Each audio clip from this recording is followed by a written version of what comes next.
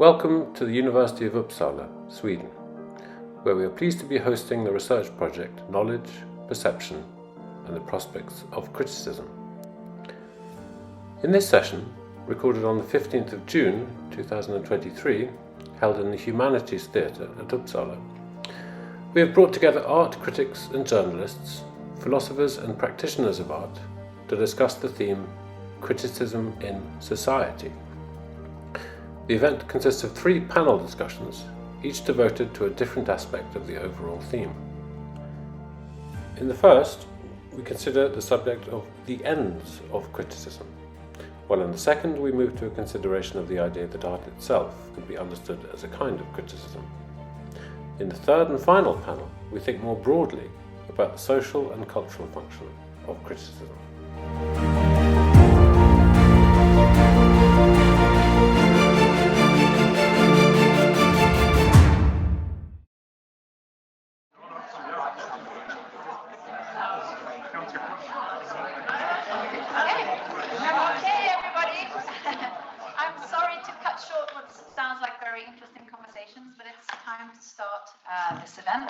My name is I am Chair Professor of Aesthetics at the Department of Philosophy here. It's my great pleasure to welcome you all to this event, to the Department of Philosophy, and of course to Uppsala University, for those of you who are not working here on a daily basis like I am.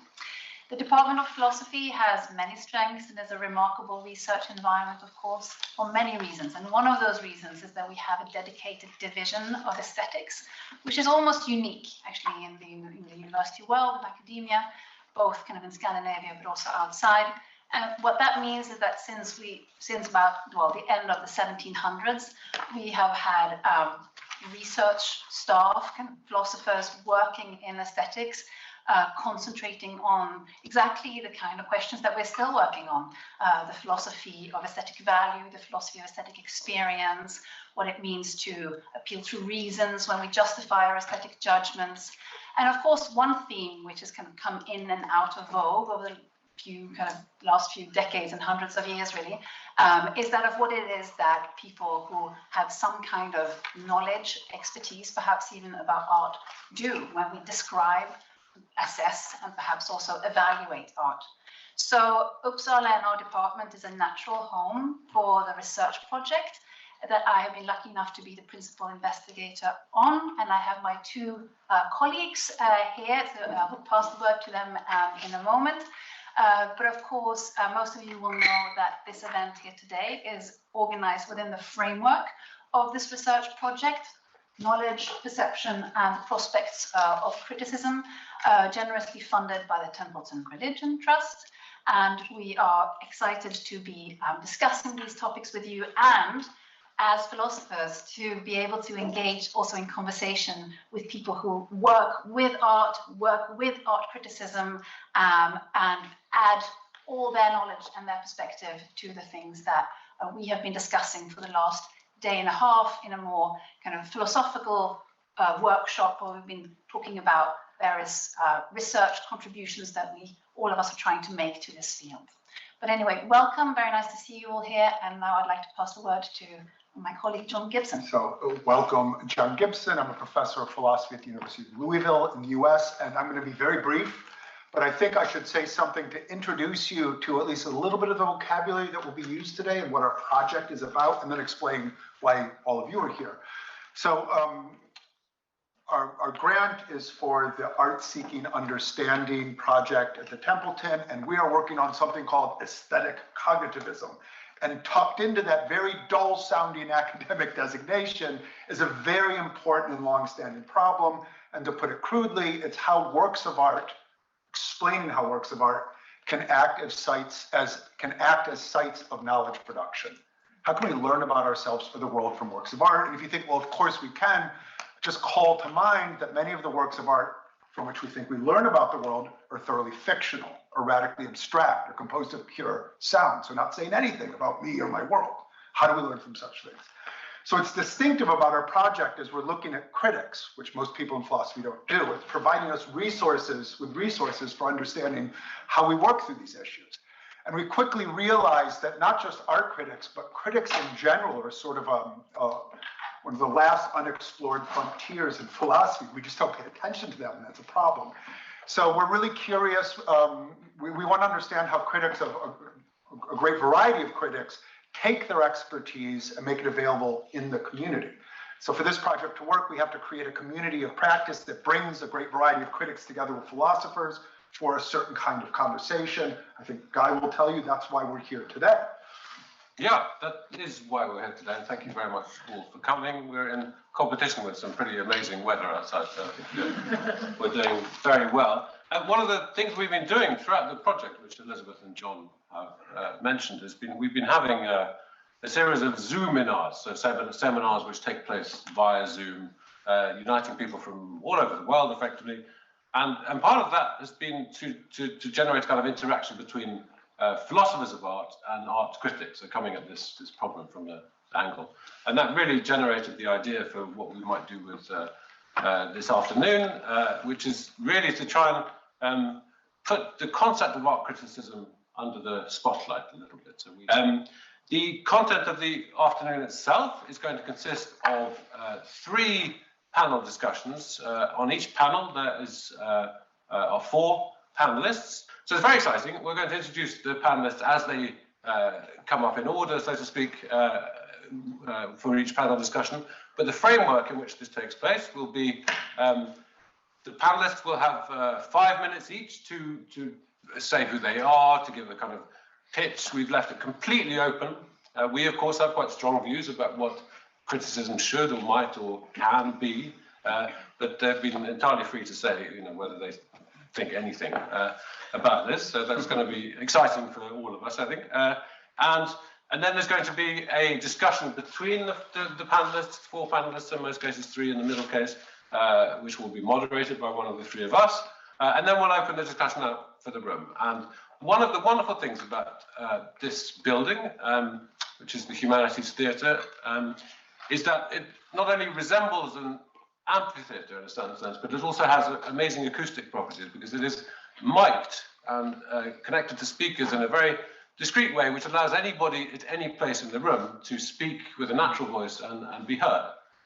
So it's a rather nice, as it were, technological reinforcement of a very democratic idea, and we hope that that will facilitate the conversation that we hope to have today. So I think, without further ado, we should invite our first 4 panelists to the stage. And we have, thank you very much for coming, Lucy Dallas from the Times Literary Supplement, Madeleine Levy from the Svenska Dagbladet, Thomas Mikkelsen from Politiken, and Victor Malm from Expressen. And a better bunch of art critics and editors, I think we'll have to come a long way to find. I'm going to ask you, if that's all right, just to give your 5-minute pitches in the order in which you've landed up around the table. I think that's going to be the best. So, so Lucy, if that's okay, then we will start with you. Thank you. Hello, I'm Lucy Dallas. I'm the arts editor and a podcast host at the TLS, the Times Literary Supplement, which is a weekly journal about books and arts and ideas. As a publication, we are quite paradoxical. We are independent, but with historical ties to a British institution. We're small, but we're global. We're written in English, but we cover other languages. We try to cover lots of other languages. We're expert, but we're for anyone who is interested. And criticism is pretty much the heart of what we do. We review about 40 to 50 books a week, and some live arts, and some essays and pieces of commentary, that kind of thing. So being asked about the ends of criticism, for me, felt a bit like being asked whether your job is worth doing, whether it matters at all, and also maybe whether it will carry on. I thought about it for a bit. I'm happy to report that I do think it's worth doing. I do think it matters, and I hope it will carry on. So the TLS has been going for about 120 years, and obviously things have changed a lot since then. We used to be considered very much a kind of establishment gatekeepers of knowledge and expertise. But as we all know, criticism has now become the domain of everyone who wants to write about it, because publishing became available to most people via the good old internet. But though it's an old-fashioned idea, the gatekeeper practice has more or less persisted, though of course it has changed greatly as well. So we used to write for a very small, elite, highly educated audience. That's who we used to address. And in fact, the audience and the critics were probably not very different from each other. Mostly they were white, upper-class men, often academics, educated at public schools, this has been Britain, and then usually Oxford or Cambridge. That's kind of how it was in the old days. There were exceptions, of course. We had Virginia Woolf, she's a good exception, but that was the prevailing trend. And now I think that, I like to think that we address and we write for anyone, which really does mean anyone who is interested. And our job, even if we're talking about something that might seem niche or particular or very specialized, our job is to show how it is interesting and why it's worth thinking about, and not to speak from on high or in jargon or as though we all been studying it for 10 years, but to take the reader, I would say, from 0 to 100 in one piece of writing, and to say, look, the history of, let's say, so this is a piece I picked out almost at random, which we had about a week ago, not from my pages, so it's not about art. I just kind of picked something out. The history of, it was a review of a book of weird British folk pastimes, like cheese rolling and shin kicking. Yeah, pretty stuff like that. And it's funny, and it's quirky, but it also says something about our sense of history and continuity, and about pre-Christian revelry and a gentle sort of class defiance, and the serious pleasures of sport, and the fact that, as our writer ends the piece, these communal distractions matter most because they don't. So a piece on cheese rolling ends up being about quite a lot of life, which is where the good pieces lead us, I always think. And the other side of this question is that we're also much more alive to who is writing, not just who we're writing for, but who is doing the writing, who's doing the criticism. Not because of quotas or because of some imagined kind of woke police, but it's just more interesting. You have a diversity of voices, the work and the criticism is richer. And we also now allow people to invoke their own experience a bit more. When I first joined, if we had the word I in a review, we would basically just cross it out. But we're a bit more relaxed about that, and I can give you a good example of it, which actually involves Guy later on, if you would like. Try and remind me if we have time. And along with this is the idea of what credentials you need to be a critic. Obviously, you have to know your area. But Adam Gopnik, in his new book, The Real Work on the Mystery of Mastery, he writes about how he takes lessons in drawing because he feels increasingly uneasy at the idea that he's been an art critic for many, many years, and he really, really can't draw. So he takes lessons, which I think is interesting. And of course, not every critic has to be able to practice the art form at the same level as the artist. Of course, they don't have to get anywhere near that. But I do think some working knowledge of playing an instrument or a role or a paint or camera angles or something, what's involved in putting together a work of art, I think that's beneficial. There's also how we decide what to cover. In my case, what music, theatre, film, TV, art, dance. It's an impossible task for me. And all we can hope to do is pick out what's important. Whether we like it or not, it's the work that strikes a chord, that delights us, that moves our expectations. Maybe it has bad faith. Maybe it replays our history back to us, as is happening now at ever-increasing speed. Or it reimagines and comments on classics, which is a form of criticism in itself, and I think one that you're going to talk about next. And finally, there is why we do it. Very briefly and simply, it seems to me that if arts and ideas matter, if they're not just chunks or gobbets or distraction or escapism, then we keep them alive by talking about them, by discussing them, by taking them seriously, but not solemnly, and by criticizing them. So for now, from me, that's the end of the ends of criticism. Thank you. Thank you so much, Lucy. Mark, thank you so much. Yeah, hi. Thanks for inviting me. Thanks for coming to listen.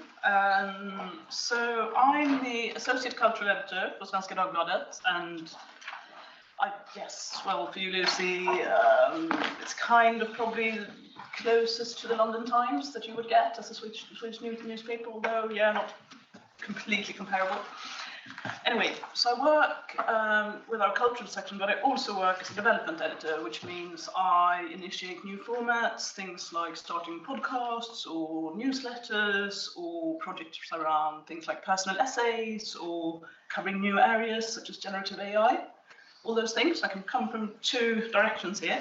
And I do feel a little bit like Dr. Jekyll and Mr. Hyde when it comes to this issue of the end of criticism, because I come bearing both good news and bad news from two different perspectives. But in this role as development editor, I've spent quite a lot of time looking more closely at art criticism. I used to be the literary editor, so it's close to my heart, but I also spent a lot of time on a large project trying to find out what our readers, or what newspaper readers in general actually think of art criticism. When I say art, I mean the arts, as in literature, theatre, so on. And to be a bit harsh, a lot of people want to write it, a lot of people want to have their works criticised. Not that many actually enjoy reading it, if you want to be kind of very harsh about things. And so that's, I can't remember who the bad guy is, Dr. Jekyll or Mr. Hyde, but that's the bad news. But I think this might actually be good news. That not that many people want to read art criticism in their newspaper. I'll get to why. But at first, I mean, this idea that criticism somehow has a role to play because it creates good art, because it kind of feeds the art world, I would say our readers don't really agree with that. They don't want a fan club, and they don't want any kind of, supporter club that will kind of cheer the arts on, or even tell them off when they're not doing well. And somehow, as an editor, you are, at the service of your readers. You are, in some perspective, at the service of the art world or the artists, but your readers are you actually kind of create a newspaper for. And I'm kind of interested in that. What do the readers think of criticism? Its role in newspapers, its role in society at large, and we've been tracking readers, both behavior, but also a lot of long interviews, like 90-minute interviews, talking to people about art criticism and their relationship to it. And I guess I'll tell you more throughout the discussion, but unfortunately the general newspaper reader, and this is not just those reading my newspaper, Svenska Dagbladet, it could be any, like a Swedish general newspaper reader, who is genuinely interested in the arts, in culture, who will go to the theatre, they will read books, and so on. They're still not as interested in the reviews as they are in the arts themselves. And some of the things, and I mean, obviously, this is not everyone, but it is kind of a general idea, is that they say less reviews, you have too many, I don't know what to choose, which is the, exact opposite of what a lot of artists or writers would say. They also love longer pieces. We have Understrecket, which is a daily essay page of almost 10,000 characters. I don't know what the word count would be, like 5,000 words? I think, a bit less, yeah. It's divided by 5, sorry. And that they find super interesting. Other long reads about ideas, society debates, super interesting. But the kind of standard newspaper review, which can be anything between like half a page to a full page, not so interesting. And some of them even think of us as a little bit corrupt, because they see us as serving the business. They see us as, publishing things because the gallerists want us to review something, or because an editor wants us to review something, the book publishers, or because we're friends with the poet. And that is, I think, it's quite worrisome that we have this divide between the artistic world and the critics, the writers of criticism, and the people who are deeply interested in culture and who care for these issues. They love books, they love the theatre, but they don't have a very positive view of reviews and that format. They like cultural journalism, but the format of the review, not so popular. Again, I'm being harsh, I'm kind of exaggerating a little bit. Anyway, I've been thinking a lot about that, and just to finish off, I was incredibly worried about it. Felt terrible. It still feels a little bit terrible, but it feels a little bit less terrible since I've had this idea that I'd love to kind of bounce off of the others here and even the audience, because in this project I also visited book clubs. Went to join book clubs. I mean, literature is my background. I studied both in Paris and at Oxford. And at some point, I was sitting in one of these book clubs. It's not in Stockholm. Nobody in this book club has a vested interest in anything like, a publishing house. They wouldn't ever think of themselves as reviewers. And then I kind of realized maybe they're not so interested in reviews because they really understand the works so well themselves. So many people in Sweden today have got kind of longer education than, say, 50 years ago. Which involves a lot of reading, a lot of analyzing text. And in many ways, they were so wise, and I kind of thought back to all these kind of seminars I've attended at university. And yes, obviously, and I don't mean to insult anyone, academic research is amazing and super important. These people, they don't have the jargon, perhaps, they don't have the vocabulary, but this basic idea of what literary criticism is about, or what reviews are, is like help readers understand literary works. They had a great understanding of the works and many interesting ideas about the works themselves. We have a distribution of knowledge, which is so much larger. Maybe this end of criticism isn't so bad, because it's actually because we've empowered so many more people with knowledge, but they don't to the same extent need it. Anyway, it's a bit of a far out idea. I'm trying it out here. I'm really super interested to see what the rest of you have to say about it. Yeah, I'm supposed to take over. That was quite depressing. I'm sorry. Because I am a critic. Hello, I am Thomas Mikkelsen. I write about classical music and opera.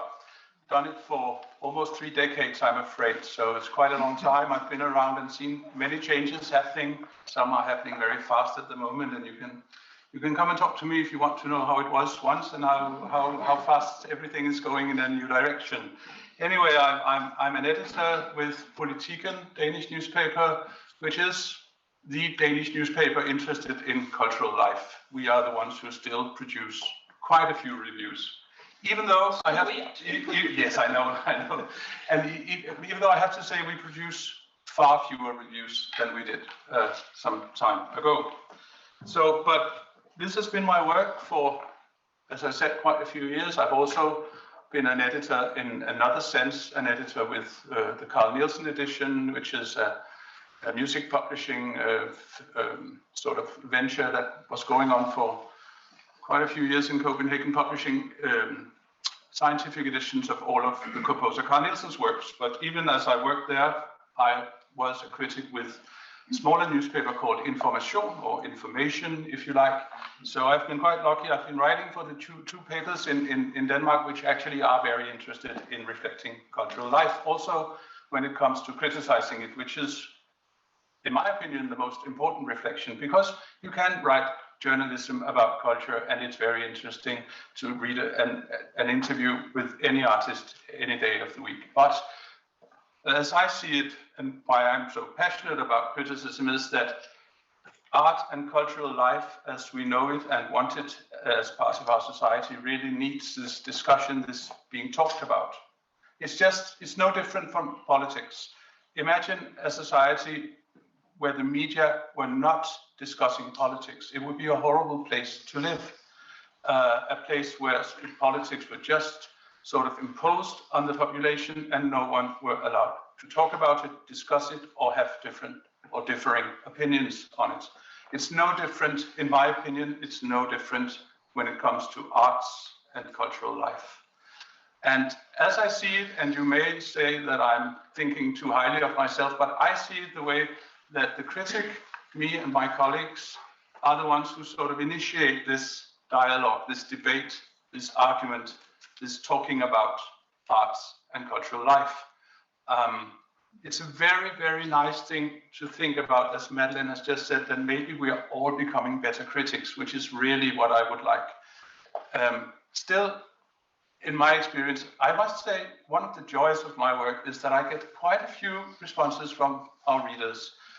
They write quite a lot of emails, or they write to me on Messenger, and they want to sort of say thank you for this review. You put just the words on my experience. I know I liked this concept. I wasn't really sure why I liked it so much. Or they may write, no, Thomas Michelsen, you're wrong, because what you write about this concept, that was not what was important. This was what was important, which makes me just as happy, because I've made them talk about what they are experiencing as part of the cultural life, which is, in my opinion, something that we cannot do without in our society.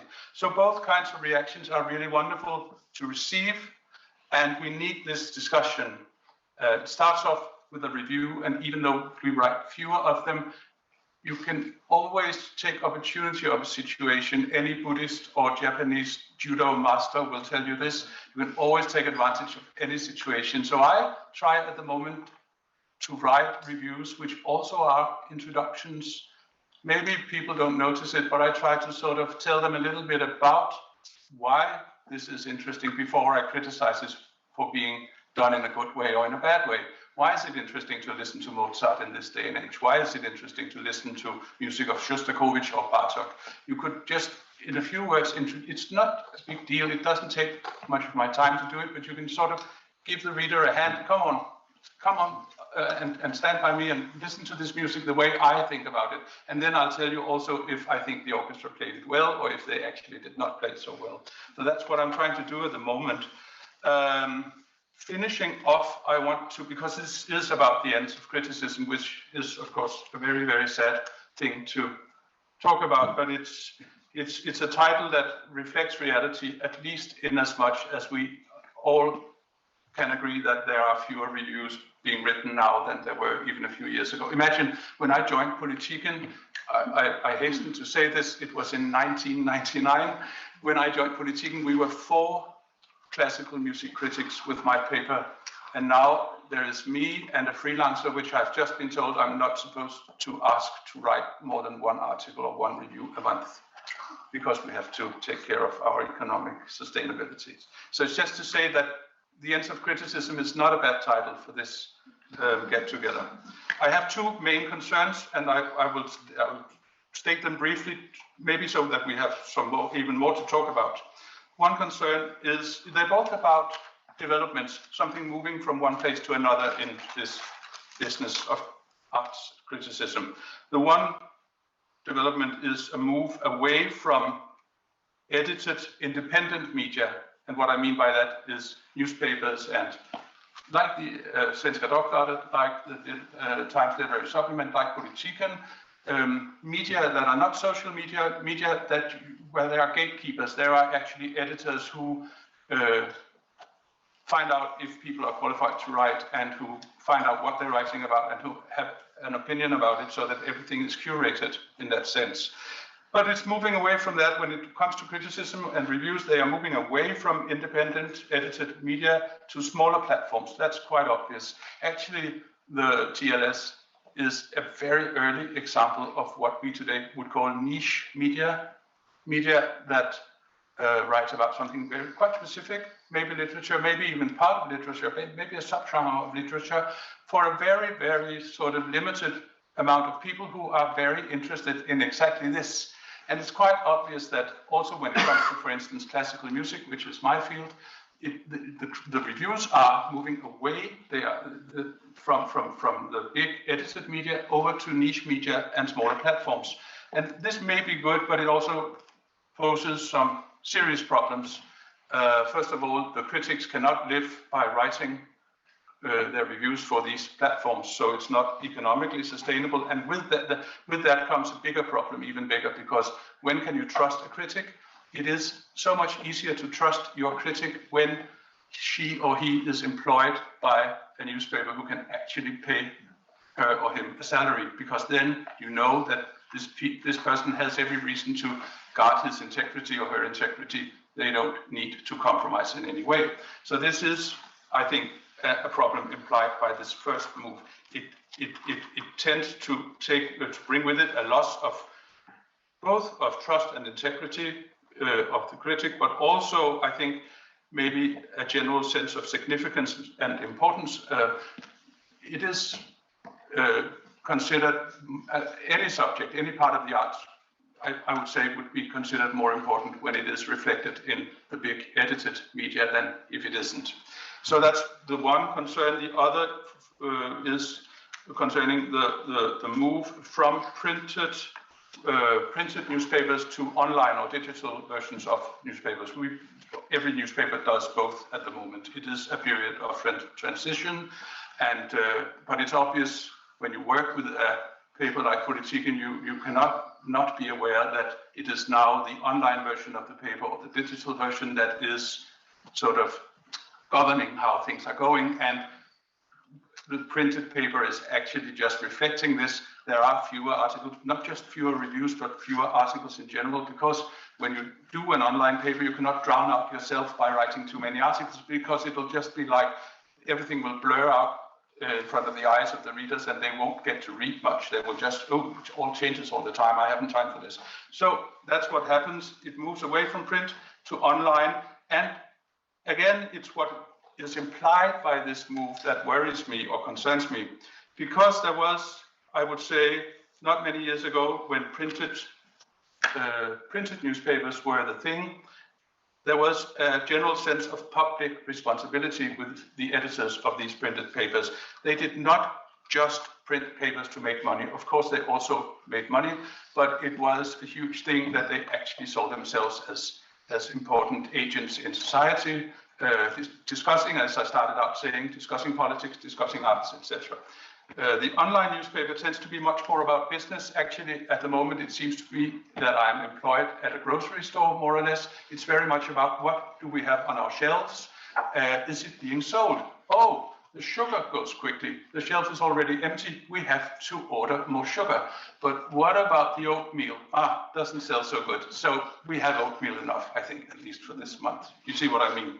So these are some concerns, and I will just finish off very briefly by saying that, because we were talking about this just before we started out, that there was a time in the 18th century, in the age of enlightenment, when fortunate people who had a situation in life which allowed it, were discussing important matters together at coffee houses, and it was the start of what we sort of consider a very civilized society. They could discuss politics and arts together, but it was always a dream and an ambition that this could be spread out to all of society. Do you know, now we actually have that situation. We have social media, we have like Facebook. Everyone is allowed in, it doesn't cost anything. Everyone can discuss anything with anyone. And what happens? Nothing of what we dreamed about happens. We do not have this wonderful discussion about politics or arts or other important things. We have a lot of likes based on, oh, by the way, my sister was in this show, so I like it, or you are an idiot, Thomas Mikkelsen, so I don't like this piece you wrote. And by the way, I haven't read it because I couldn't read it because it's behind a payment wall. So it's not working, which is hugely frustrating to me. We are actually, in principle, we are in a situation which we've been dreaming about for several hundred years, and we're not able to take advantage of it. I hope we can talk about that as well. That was what I wanted to say for now. Thank you. Thank you very much. Victor, we'll move straight up to you. Yes. I'm Victor Malum, and I suppose I have to be a bit less pessimistic than Madeleine and Thomas. I'm the culture editor of the Swedish daily Expressen, and I hold a PhD from Lund University in comparative literature. And I've spent the better part of a decade almost, not that long, writing criticism, mostly literary criticism, in magazines, local newspapers, morning newspapers with national circulation, but for the past 4 years exclusively for what is quintessentially Swedish tabloid, Expressen. I don't think if you're not from Sweden, you're not familiar with it. It's like the Daily Mail or Extrabladet, but not quite. It has a very wide readership, but also an ambition to do really good criticism. That's not like the Daily Mail. But in many other aspects, it is. In particular, the very, very wide readership. It's not specialized. It's everyone. We hope that everyone in Sweden reads the culture section of our newspaper. We hope that they read criticism of all kinds. So, as an editor, critic, and I suppose academic in exile, quite a joyful exile, to be perfectly honest. I've been thinking a lot about the ends of criticism, both the purpose of this thing we do, and like Thomas, about it all coming to an end. I will mostly talk about the bad things, but there'll be a way to talk about the really great things, I think. I recently read Jon Geary's compelling new book, Professing Criticism, which I'm sure many of you in here have read as well. And it precisely described the ailment that made me grow wary of academia, aside from a few personal defects, such as being easily bored and unable to care enough about my ideas to bear defending them. He correctly identifies a shift in academic criticism towards professionalization and specialization. He writes that it has become a production of knowledge intelligible chiefly to others producing the same kind of knowledge, and increasingly being justified by political rather than aesthetic concerns like gender, power, equality, the environment, whatnot. And these concerns, while important, have relegated literature and the arts and music and everything like that to the background. I felt this, I recognized this, just as I recognize this description of the consequences. Many great efforts by many great minds don't reach very far. They remain confined to rooms such as this one, teachers, students, scholars. So me writing an overlong dissertation on Swedish poetry seemed like a superfluous, almost private venture. I know that might sound a bit ungracious, having been invited here to discuss criticism in this esteemed setting, but I do enjoy academic criticism because I've learned its ways. The problem I have with it is that I would not in a million years ask my partner of 10 years to read my dissertation, or even this talk. She's a very serious reader. I find that very sad, and I find that very unnecessary. Because criticism to me is very important. It's to answer an extremely profound question. What matters? Of course, we need to read closely, write well, but we do this only in order to explain or argue how and why a work of art matters. This is, in my view, the end of criticism, engaging with the work, evaluating the work, delving into the meanings and workings of the work in order to make it part of the social fabric and social discourse. Academic criticism does this, of course, but there's a second vital part, and it's more ugly and more difficult. Criticism cannot matter without an audience. And it cannot matter without an audience that is convinced what it says is not only interesting and substantial, but a matter of broad concern.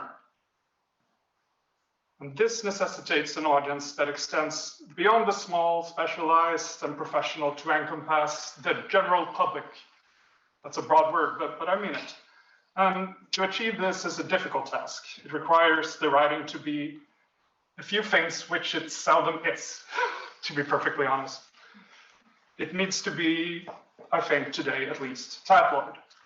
It needs to be engaging, funny, engrossing, while of course being true to its object of attention, which more often than not is a very demanding work of art. I myself accomplish this only very rarely, but I try. And the ugly side of this part is that literature, my main concern, has lost much of its social status. Our time is a time of distractions, and the concentrated effort of serious reading is much like baseball, a very ailing pastime.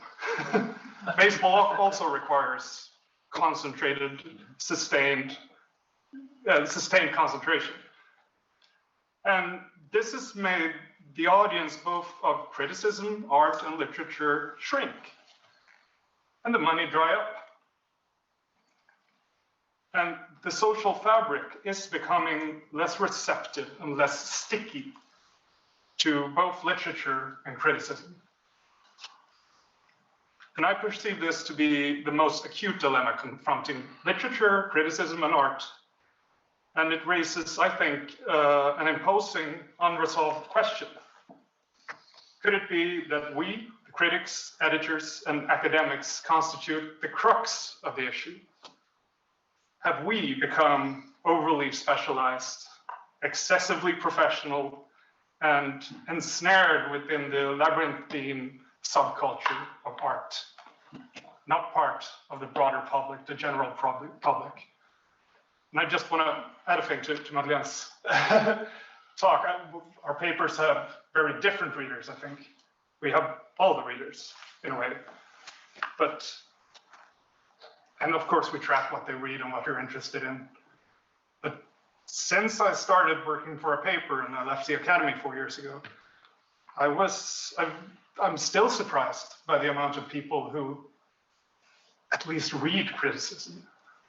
We count them in the tens of thousands, at least, every day. That's loads of people. And that makes me optimistic for the time being. Wonderful. Well, thank you very, very much.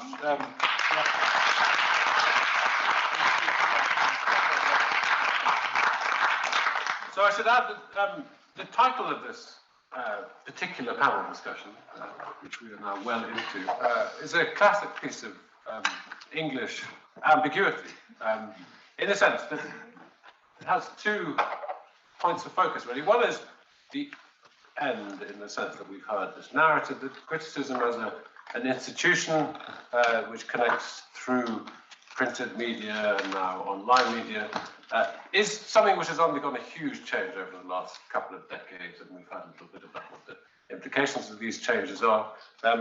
It's very rare to get 4 journalists in one place without somebody complaining about the lack of expense budgets or the fact that the boozy lunches aren't what they used to be, or all these things. That's always been the case. So that's one part of the narrative. The other part of the narrative is really the ends. What is criticism for? And I think that's come out really nicely in these, because it's also a question of like who it's for, what it's for, and what happens if it's really true that there's a certain kind of criticism which is becoming lost. Then what are we losing? And I think we've got a nice sense of a handle on some of these questions from the contributions from our panelists. So thank you very much. There's a certain sense, I think, in which Victor, you used this phrase like criticism matters because it's about saying what matters in art.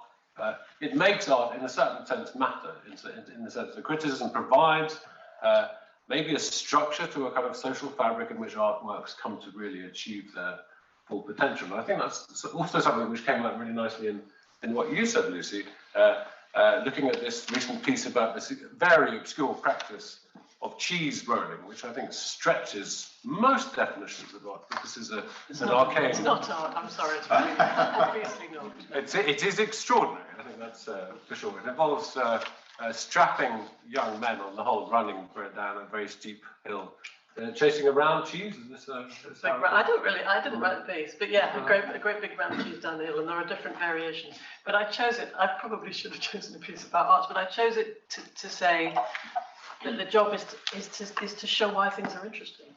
So actually, cheese rolling is important, and Bartok is important, and all these novels. Our job is to say, look at this, it's amazing. Whether it's cheese rolling or Shostakovich or whatever it is. I mean, I'm not saying that they're equal on equal terms, but then again, some ways. Yeah. But so this is really the kind of critics' focus in a certain sense could be understood in terms just as getting people to look at things. That's something we've been talking an awful lot about over the last couple of days. But something that strikes me as really interesting, the divergence of views in the panel, which is wonderful to see. This, on the one hand, Madeleine, talking about like a dwindling interest in standard format criticism, maybe with a star rating. So perhaps readers are perhaps more interested in looking at interviews. But you mentioned also kind of longer essays. And when we think of the history of criticism as a practice that stretches right back into the 18th century, and in some senses far beyond that, then the essayistic form was perhaps more normal. So maybe this is an interesting shift. At the same time, Victor, you're talking about a kind of resurgence of interest, and Thomas, you're talking about in a very optimistic way, in the sense in which, you know, we're as journalists, we're used to going, oh, well, you know, I can't pay the freelancers and we can't do this. But all of a sudden, there's this wonderful fact, which is this kind of like global community, or perhaps niche communities within a global, that suddenly have a way of getting together. So Thomas, perhaps you could tell us a little bit more about how this kind of like affects your sense of what you're doing when you write for your readers. Yes, you mean the upcoming of more niche media as opposed to the old-fashioned newspapers? Yes, and this sudden ability to kind of like break through to a much wider public. Yeah, only I don't get to do that because I don't write for a niche media. Instead, I get my monthly pay from the paper, which makes me, allows me to pay the rent. So it's sort of, coin has two sides, right? But I have two kinds. I can answer it this way maybe. I have two kinds of colleagues back home in Copenhagen, other music critics that I meet at concerts.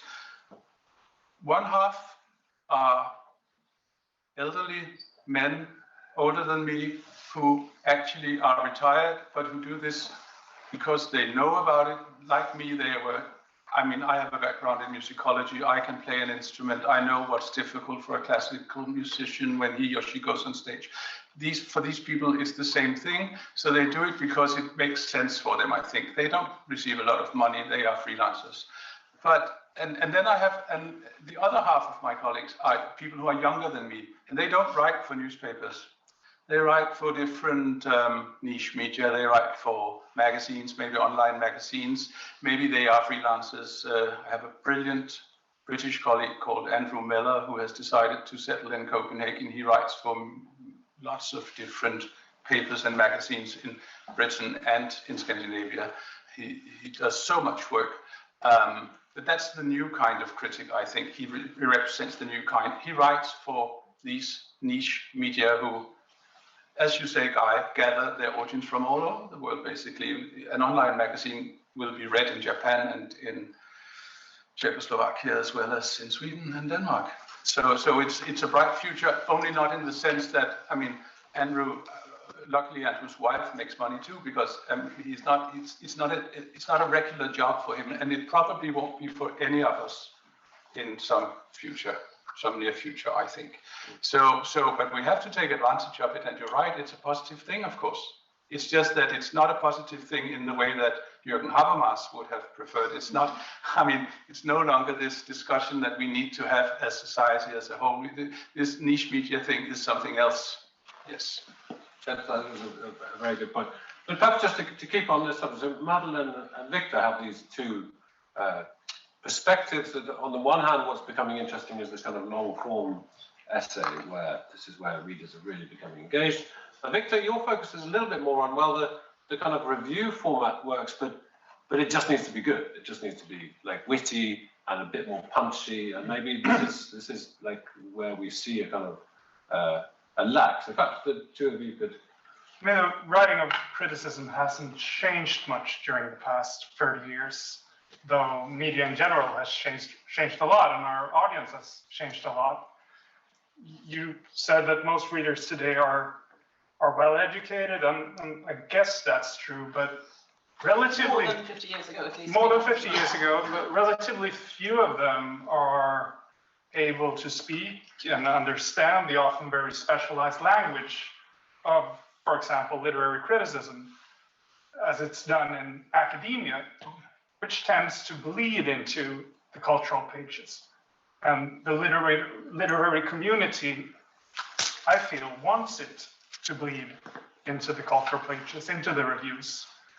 And I think that's a problem. I think that's a really big problem because, I mean, I'm not as pessimistic about criticism's future as Thomas is. I think it will live long, it will continue to have readers, but it needs to change in some ways. It needs to be simpler, I think, and it needs to be more compelling as an experience. That's an ugly word, but I don't have any other words for it. It needs to be a text that carries itself almost as entertainment.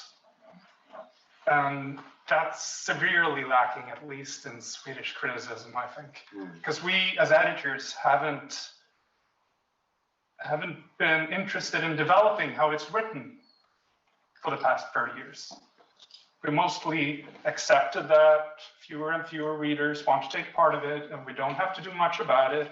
So let's just keep on keeping on, finding out other ways to engage with our readership, while criticism has become kind of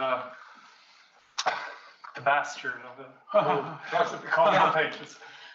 But so this is interesting, and I'll come to you, Madeleine, because if you think about like figures from the past where you associate these people were great critics or blah blah, it's often Émile Zola or George Bernard Shaw or something, people who are basically remembered as great writers.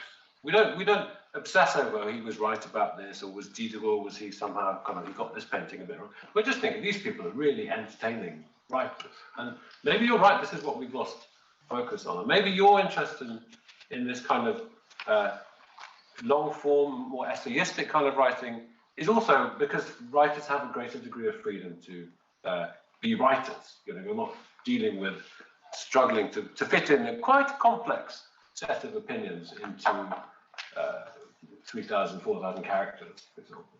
Is that the way you? I think when I first came to Oxford, I was to have bi-weekly meetings with my tutor, write an essay for each one of them, and read them out loud to him. And his only direction was, whatever you do, don't you ever bore me. And that's very far from the Swedish academic tradition. Everything. And I think if that's your background, and that's why you have more, tabloidy, as you said, fun, engaging, entertaining reviews in England than you do in Sweden. Not all of them, but some of them. Some reviewers really come from that tradition of whatever you do, don't you ever bore me. And universities that bring out something like Monty Python, whatever.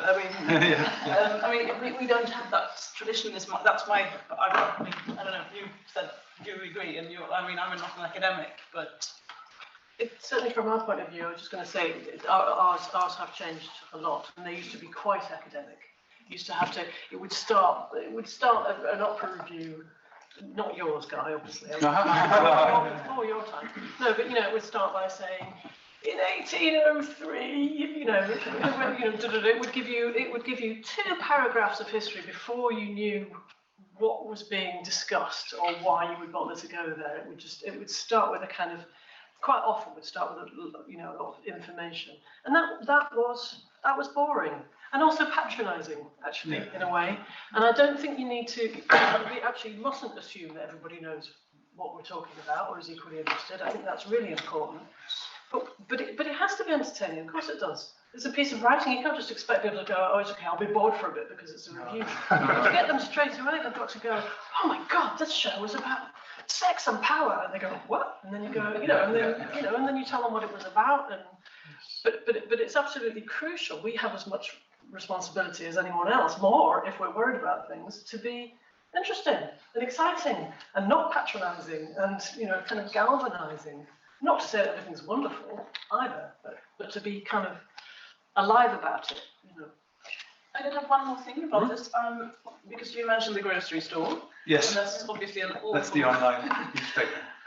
I think I see it more, and I think I can say that's not just me, but Svenska Dagbladet as such. It's more like a society. And in a society, you have to build a society that works for the majority and for the minorities. If you only focus on the minorities, things fall apart.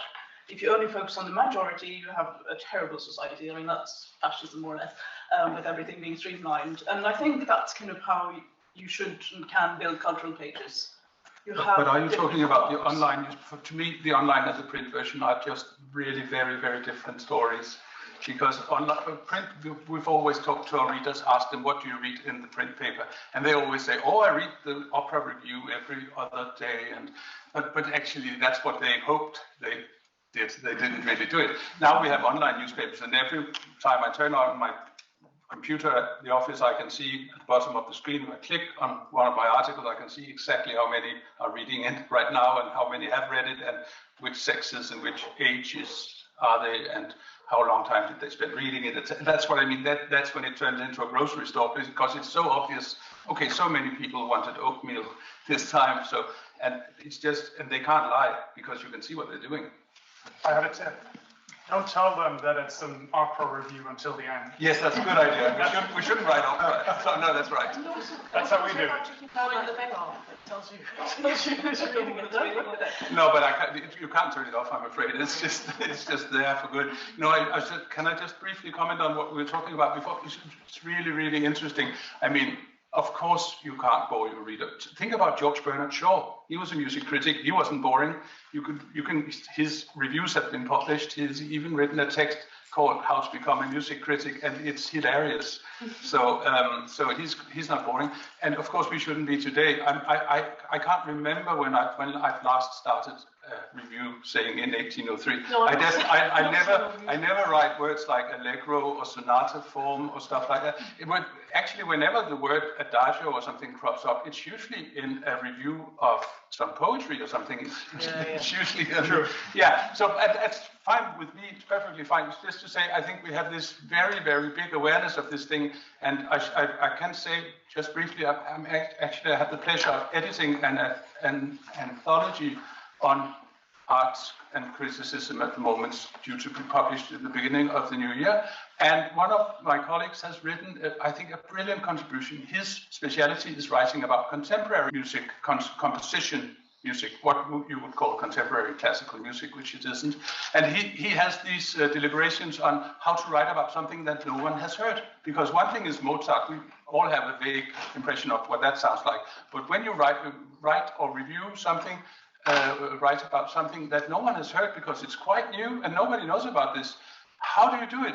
And he says, well, it's actually not so difficult, he says, because it's like this. Things from contemporary classical music sort of tend to drip into other kinds of music. So if people listen to heavy rock, for instance, they know what white noise would be, and you can sort of make references to other kinds of music in your review, which I think is brilliant. And also just to say that there are at least some critics at the moment who are very conscious of this issue, which I think is hugely important. Yes.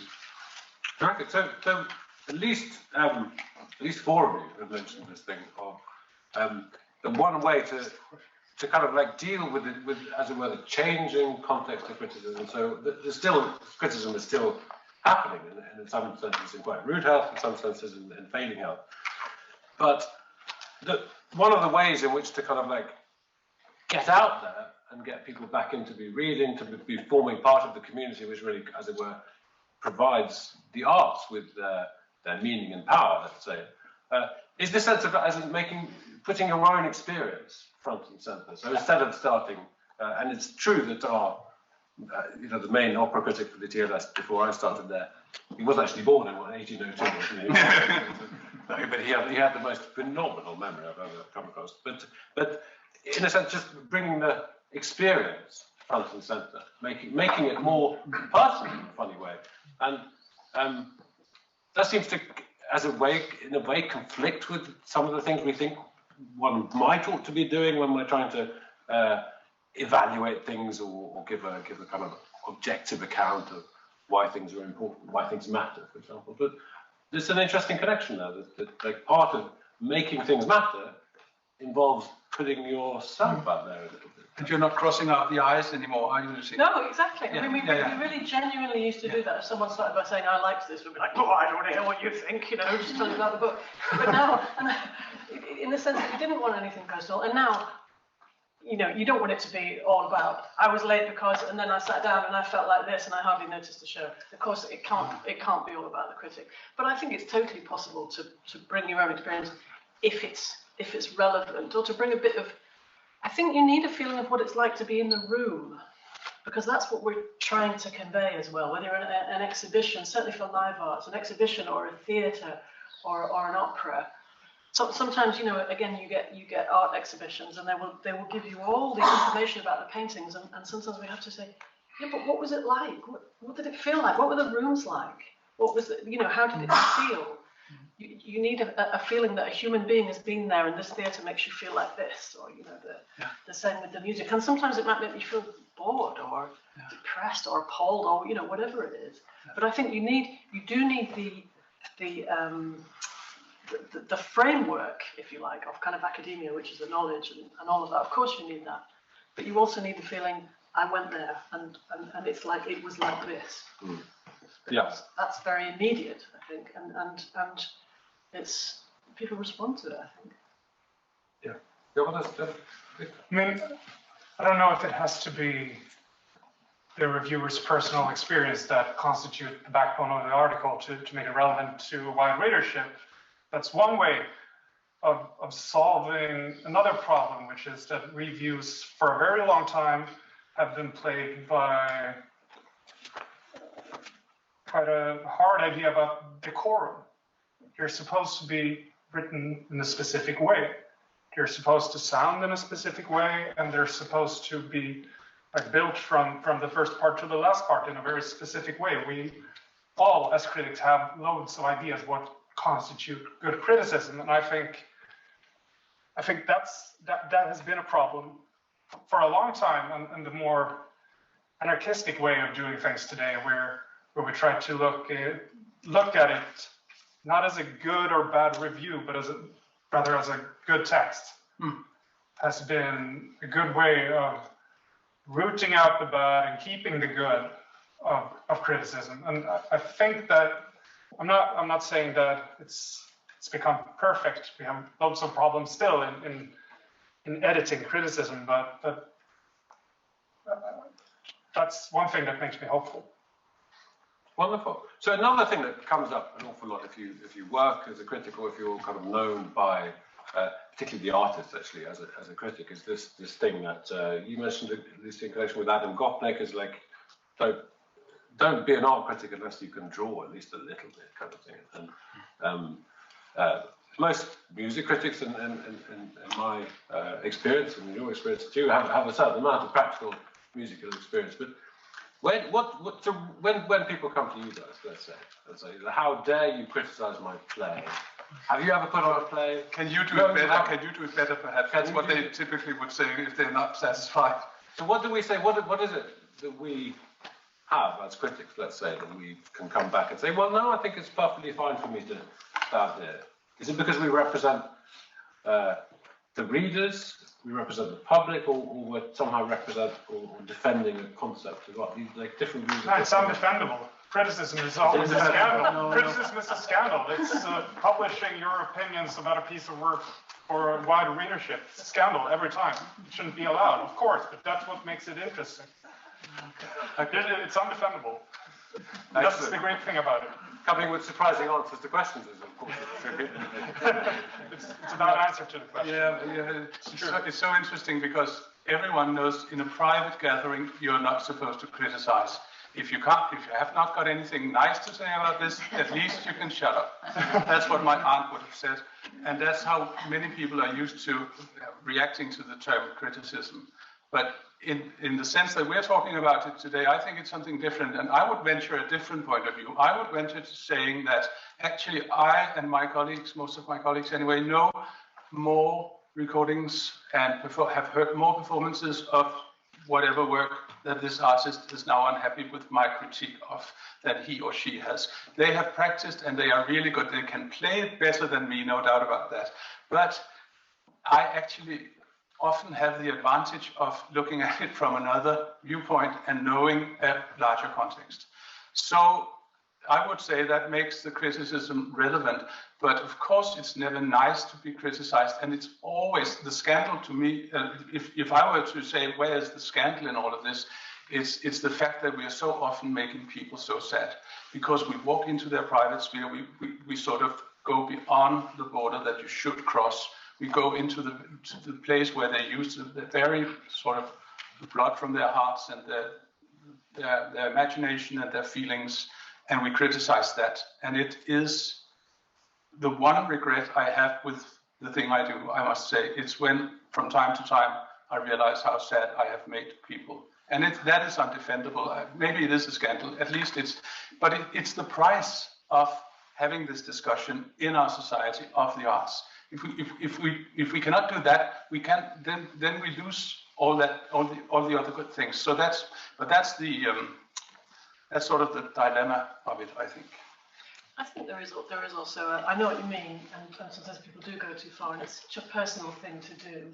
But I think we should all remember that someone's created something and put it out there. I mean, I think first of all, we have a policy. If someone's first novel, and if it comes across and we were going to review it, and if it's terrible, we don't just publish a review saying this is terrible. There's no point doing that. And what sometimes what you find people do is that they criticise the thing that they didn't see the thing they wanted to see, which always seems a bit unfair to me. Do you know what I mean? They say, well, they didn't do X. And you go, well, no, that's not what they're doing. They don't want to do X. You're interested in X. What they've actually done is Y. That's a bad review. Yes, that's unfair. But that happens. I mean, it does. Yeah. Yes. And I think that is really unfair. But I think you're right, and everybody has a responsibility to remember that people have created stuff and put it out there, and not only, even if the composer is dead, there's people on stage and there's people playing. Oh, yes. There's directors. I mean, yes. all of that. I think that's really important.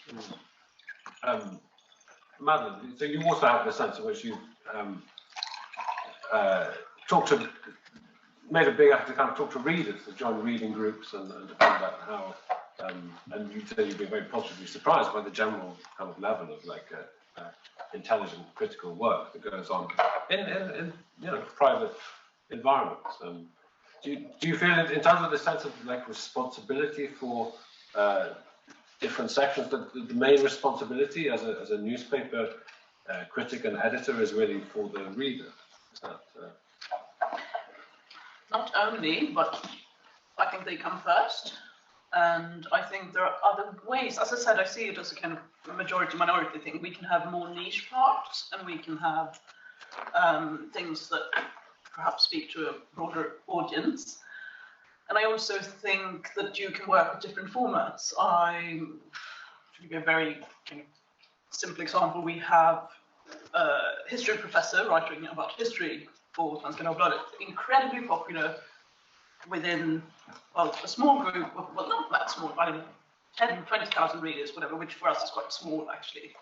So rather than taking up the whole newspaper, we created a newsletter. And those readers every week get their in-depth history newsletter, which they're interested in. And that's one way of thinking majority. But the contents, I'm sorry, they're not published in your paper, then the contents of the newsletter? Oh, interesting. They're only in the newsletter. All right.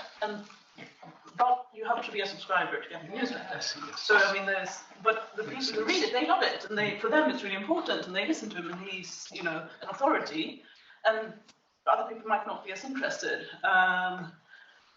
I don't know if that answers your question. Yes, it does. It's all part of So it's not all about, of course, pleasing a huge group of readers, but we do think that it's really important to listen to readers and to, yes, we do serve them. It's not about pleasing a composer or a first-time, novelist or whatever. It's about giving the readers a good read, which is basically what you're talking about, I think.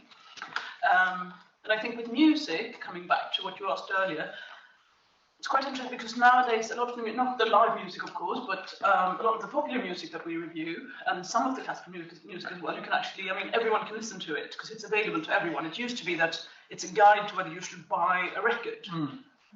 It's not anymore because we can all, not all of us, but most people have some kind of digital subscription to whether it's Spotify or whatever.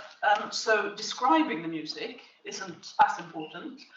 But also I think that's another interesting, I don't know if you've heard this kind of Apple Music. They did a long podcast series about classical music. And it's like, they call it kind of, they keep saying it for dummies, and it's but it's not basic at all. No. It's actually wonderful. It's lots of hours of knowledge, and it's interesting in the way it's narrated, and I'm amazed like how, I mean, Apple Music, it's kind of Jay-Z fans, but it's a huge hit for them, this podcast. It's been listened to by so many people. So I think you do have to think about new formats and different ways of, I don't know if it's criticism, but it's definitely in-depth description and knowledge about classical music. It's definitely criticism. Yeah, I guess it is. I mean, definitely. It's not your old-fashioned review, but it is. And that gives me some hope. Yes, yes. And again, yeah, I think you can do things in different formats for different audiences. Yeah, wonderful. So different formats. The format we have today is wonderfully flexible. So what we're going to do now is open up the discussion so that we can have questions from people in the audience. We can't go on forever. That would be, of course, my dream. But we have more panels to get through. After this, we're going to have a short break. There will be some coffee and hopefully fizzy water, maybe some flat water too. Very exciting. To, you know, and we can have us stretch our legs. But it would be wonderful to have questions from you guys individually, to the members of our panel, or to the panel as a whole. And remember, you can be heard from wherever you're sitting. You don't need a microphone. Zach. Yeah. So perhaps this was raised in all of your talks, and perhaps you can be less or more clear about it. The issue of your basis of knowledge and your basis of authority. So it seems to me that the difference between a panel like this now and a century ago is, as you say, you're writing in an egalitarian society in which anything that smacks of elitism is dismissed as snobism, etc. Okay, this on one hand you can't be perceived as a snob. On the other hand, you obviously, it's very important who you hire to do this job, right? You don't think that anyone, that my aunt can replace you, because she has all these feelings about the concept she heard, and that's as relevant as yours. Now, sometimes you can make your argument that you've listened to a lot of performances of a piece, and that's your source of authority. Sometimes you can't make that argument, because it's a different genre, or it's a different take, or whatever. Yeah.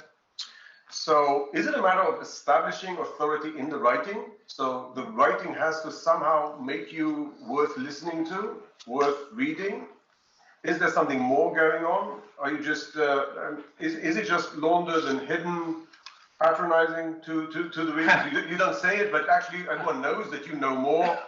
Or are you truly egalitarian? Is this a question for me? It's for anyone who wants to. I can have a short go at it maybe, and my colleagues could maybe expand. I think that basically authority, it's very important to realize that integrity and authority in the for you as a critic is something that is bestowed on you. It's not something that you actually can create on your own. It's something that your readers bestow on you if they think you deserve it. So that's, it should come as you go along, and if it doesn't, then you're actually a fake critic. So, but of course, it's not about patronizing anyone. And I can say happily that I have readers who know more about classical music than I do, and they write to me frequently, and we have wonderful exchanges on email. They are mostly elderly people, and they are so knowledgeable. So they enrich me. Vice versa, I hope. But anyway, so it's not about being patronizing at all. But it is, of course, all about using argument, not just saying how you feel, but underpinning anything you say is true about something that you review. You give your arguments about why do I think this, because of this and that, and you be very concrete in your review, because otherwise it doesn't work. That's the difference between what goes on in our reviews, I think, and on social media, when people just blurt out, oh, this was a rubbish concert, I couldn't see anything from where I stood.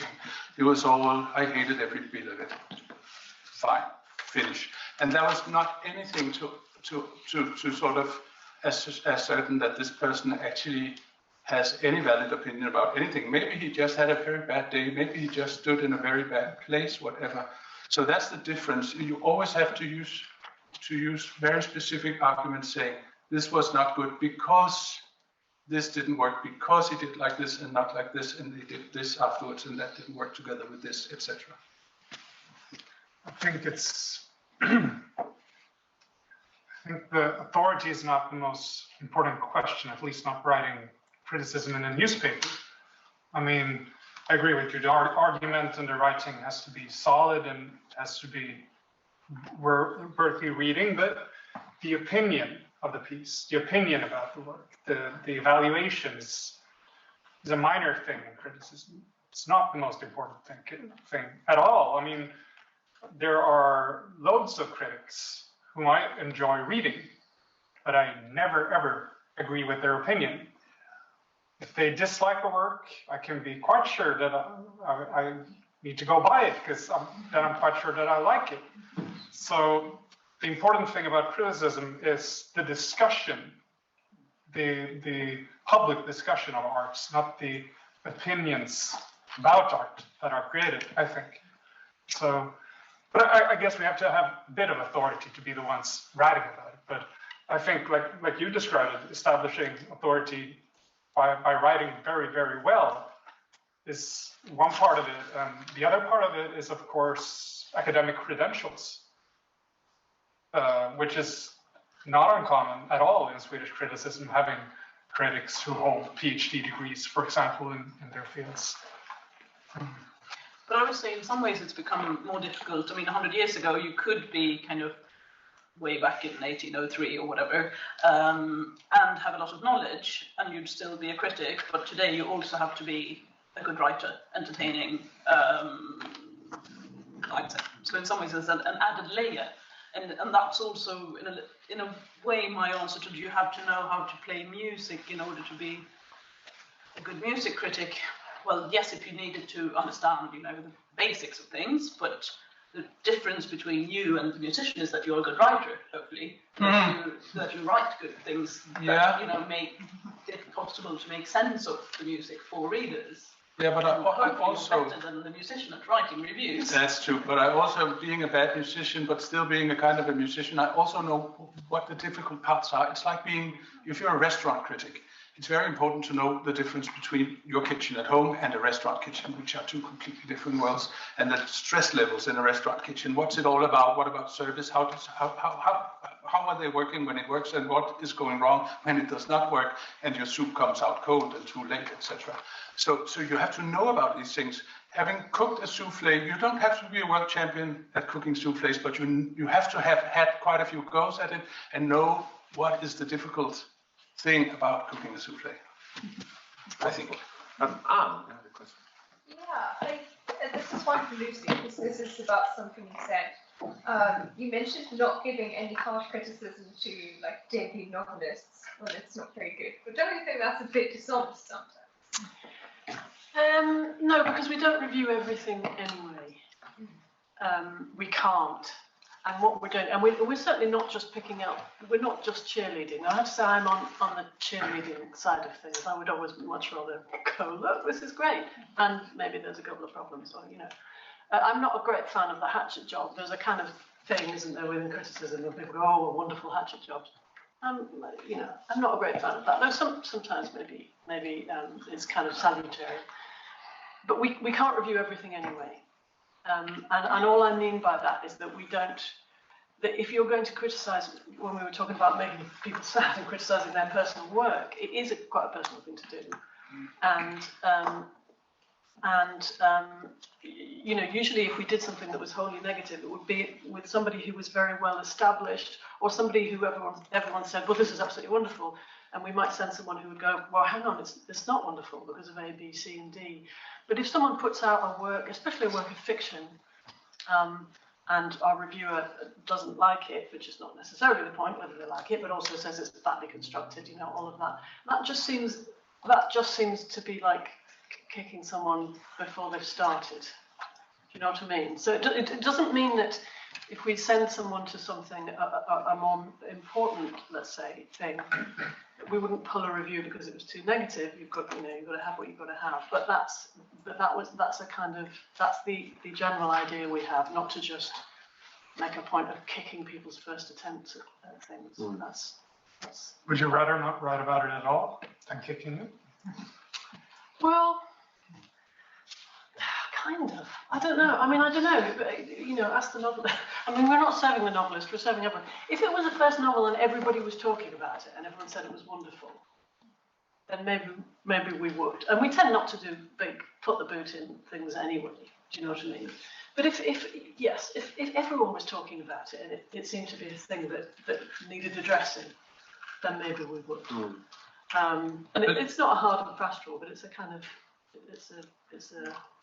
it's a feeling. Yeah. But one has to have sensitivity. There's also a silent rule of thumb that don't say something unless it needs to be said. And if somebody's invisible and doesn't need to be made invisible, so to speak, then you wouldn't like say, don't be seen. And it's only when something is very prominent that you would, I suppose, need to give it a hatchet job in this sense. I think we've got time for one more question, which would come from Eileen, I think. Oh, thank you. This was fantastic. And maybe I'm picking up on the last question, because I think it was Madeleine Levy said something about readers being suspicious of criticism as perhaps, I don't know if corrupt is too strong a word. It's a strong word, but maybe like feeding the art world too cozily or something. And I guess that, well, one way to counter that might be to do more negative criticism, I suppose. So you show you're saying, no, you're not embracing all of this. But the other thing I think came up in Victor Mom's, one of his comments about getting criticism that's not in agreement. So some of us have been part of a conversation where one of the things we were talking about was disagreement about art and the fruits of that. Like, what do you learn from finding out that actually two really knowledgeable people, let's say, or very engaged people, do not end up with the same verdict? And so that would be one of my suggestions for how do you show that, no, we're not just trying to affirm something for some reason. We're actually like trying to share a conversation with our readers, but more competing reviews, I guess. Yeah, and we've done a project where we've even let readers in on that, sharing their thoughts. And I mean, again, as with the book clubs, I was surprised at the level of both writing, but how well read readers are and how well formulated they are when it comes to how verbal they are when it comes to saying why they appreciate a certain work or why they don't. One thing which I've really tried to get rid of, when I first came to Sanskrit Dagbladet, I realized that there were these little formulas for saying this isn't good, but I'm only saying it behind the lines so that people in the publishing industry and other critics understand it. And that, I think, is quite unfair. I think if you have something to say... Hopeless writing. Yeah, at least you can put in these little... I can't... Do you mean like veiled little things that say, of course, we all know this is no good, but... It's like whispering between the lines to people in the know. That's a big thing, and it's hard to get people. I mean, I've done it too. Most people have done it at one point or another. Yeah, but I think we serve our readers. We're not there to kind of put hidden messages out to other people in the industry. So in that sense, I think, yeah, whether it's positive or negative, it should be on the line. But Sweden is a particular case here, much like Denmark, I think. I mean, the arts here, they're a subculture. People know each other. In the publishing industry, authors know critics, critics know editors, editors know authors, and it's difficult to navigate because, I mean, you might be writing a piece of criticism in the morning, then reading a book in the day, and then going out for a drink with the editor of that book or the author of that book. It's not uncommon at all, and it's a problem, and it's I think it's the same way in most really small cultures, where the practitioners of criticism of literature and art are relatively few. I mean, they get to know each other. Yeah. And that creates the veiled argument, the whisperings, the private communication in the public forum, which is very, very bad. Yeah, we have a thing whereby sometimes people don't know, sometimes people say, can I review this? And sometimes you have to go, yes, why would you like to review it? It turns out it's by their ex-wife, or, do you know what I mean, or someone that they've hated for 10 years, and then we have to go, no, maybe not. Or sometimes sometimes if people think might be a conflict of interest, then we say, look, do you feel able to say whatever you want about it, either good or bad? You have to be free, whether it's, if it's a novelist writing or writing about someone else who's in their publishing house, you know what I mean? If someone goes, I'm not sure, or if we think we're not sure, I just say to the critic, do you feel really able to say what you want? Either way, would you feel terrible? Are you going to pull your punches? Or, are you going to big it up? If you feel able to say what you want, that's fine. Otherwise, let's get someone else to do it, and we'll, And mostly people recuse themselves. Mostly. You sometimes get the kind of ex-wife nemesis thing, but it doesn't happen very much. Even the fact that you leave the reader suspicious that it might be a biased view is a problem as well. Yeah. Because again, there's that divide. Yeah. Corruption leaves marks in language, I think. Yeah. And accomplished readers can tell.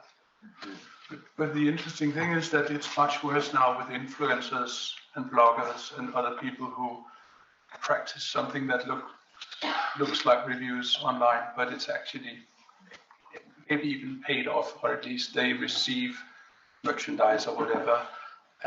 And that was the good thing about how it used to be and how it still is in a small way. That newspapers employ critics, and we used to be more than one, so that my colleague could say to me, look, Thomas, this soprano, I actually danced cheek to cheek with her when I was young, and we had such a lovely evening. Could you please write the review, because I wouldn't be comfortable doing it.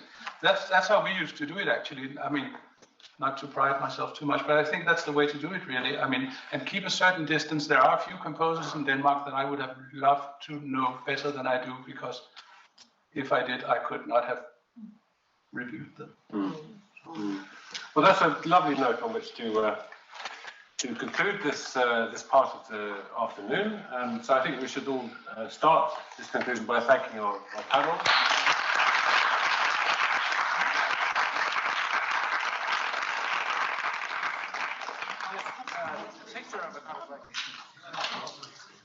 Good. Welcome back, everybody. We're moving on to our second panel, second session of the day.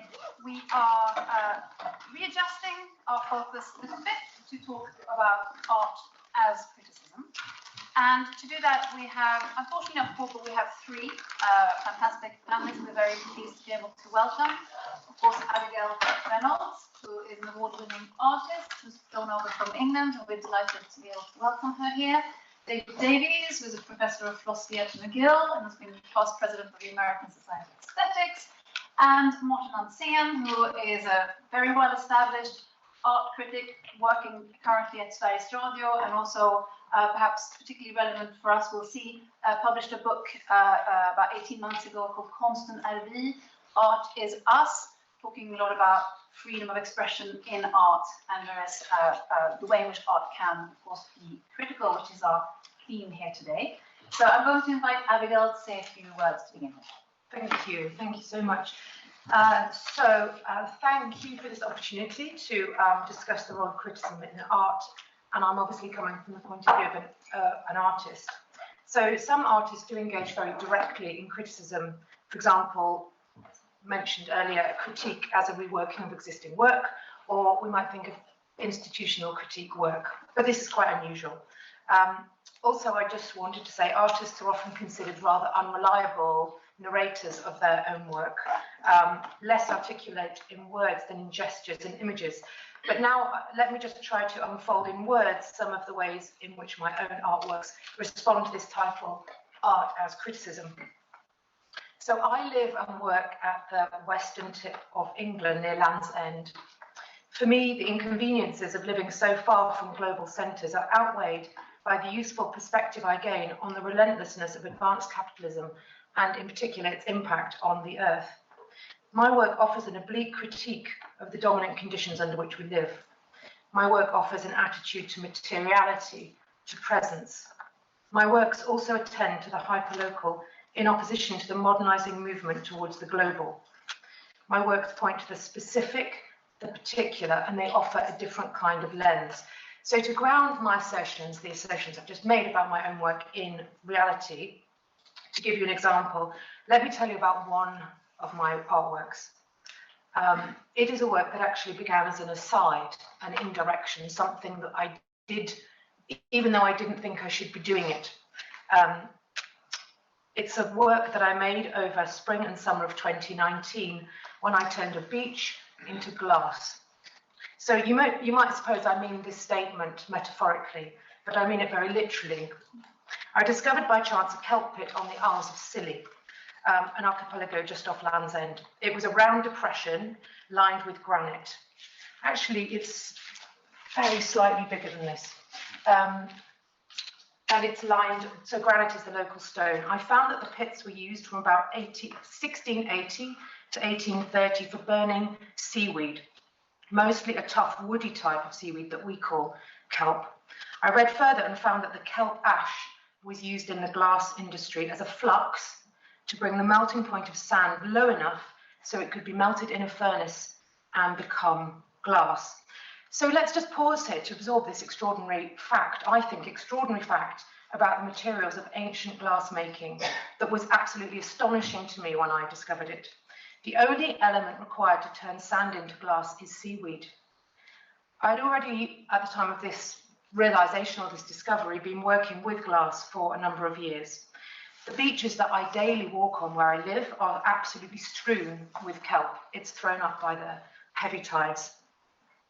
So if what I understood then about this ancient industry of kelp burning was true, it meant that a single beach could become glass, a kind of transubstantiation. So to do it, I had to become a glass expert, and not only by paper knowledge, but by lived experience. I read papers from forensic archaeology, found basic recipes, and began to gather and dry kelp. And now I've done it, I think I'm the only person who can speak in glass in quite this way. So in my own estimation, what did I say by it? What did I hope to say? To make the glass, I needed help, because you need huge, enormous amounts of kelp and only the finest beach sand, only the very finest. The process was incredibly laborious, and this is also part of the meaning of the artwork. I wanted by the process to drag myself and by extension my participants and my audience closer to the land, closer to reading and understanding it, the movement of the sea and sand, the geological makeup of each individual beach. Each beach is slightly different because the rivers and rocks that feed it are of course particular to that place. Cornwall is a land of heavy metals, tin and copper, and the ruined mines there still seep their groundwaters into the ocean. So by locating ourselves in the process, by this labour, and in the hyper-local context of this defunct industry, of the specifics of place and time, we can bring ourselves to a greater respect for and connection with not only the land under our feet, but also each other in our communities, as we work together to sieve the sand, to turn the seaweed in the sun, to dry it, so that we can burn it. And this is what I would call grounding. It's an interesting and important word, which I would oppose to the sliding unspecificity of global materials. In global trade, there is a kind of opacity in the seeming transparency of the web. There is a kind of darkness in its extreme speed. We'll move forward, all of us, by attraction as well as by repulsion. The work of glass was for me an opposition to the forces so well described by Bruno Latour, Felix Guattari. So here I want to pause and tell you another truth. When I made this glass in 2019, I had not read The Three Ecologies, and I had not read Down to Earth. I was proceeding by instinct and by fascination. I find that most of my decisions are instinctual. And having crafted my representation, I come to understand it in the process of its making, and with the leisure of hindsight. This, I think, makes the work stronger rather than weaker. My works are not a direct illustration, they come from a deeper conviction. That means I'm driven forward sometimes by things I don't fully understand, but I come to understand them. So I made the most beautiful glass from the sand of the beach outside my studio at Porthmere in St Ives in Cornwall. I show it as a simple pane of cylinder glass or as a round of this. This is because I wanted to operate as a lens by which we might see the world a little differently, to see other possibilities of living and connecting with the earth and with each other. And by doing so, I offer a tacit critique of the globalizing processes which tend to make objects and people so undifferentiated, so disconnected. I want to ask, in the face of climate change, how can we work in a more nuanced way with the earth? How can we see our relationship differently? If the beach were to rise up and speak, what language would it use? How can we move towards it and listen rather than project onto it our own emotions and desires? Nobody has yet written about my glass, my kelp glass, except for myself, which of course I have to do because the glass itself has no voice, cannot tell you its origin. And it is so perfect, the glass, you would not suspect that it was simply beach sand and seaweed. Each work has multiple facets to explore. And I'm an artist who welcomes critique and who is keenly interested in failure and in doubt. They're so important and yet so hard to discuss. And I believe in a collective effort to understand it, to move beyond the obvious, to allow the contradictions in a work which do not always need to be resolved, but balanced. This intelligent criticism can do. Without it, how do we proceed to the next work with integrity and understanding? For me, the when of an artwork is very prolonged. It is the entire time from when I saw the first kelp pit on the island in the Isles of Scilly to now, this very moment of speaking to you in Uppsala, making it live in your imaginations. Hopefully live in your imagination.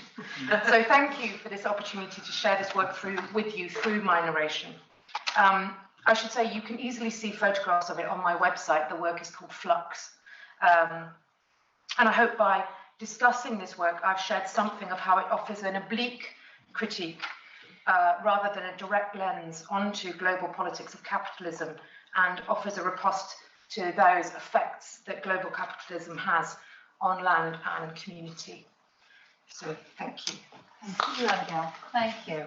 We're going to move on straight away to David. Thanks very much. I'm taking a slightly different approach to this question about art as criticism.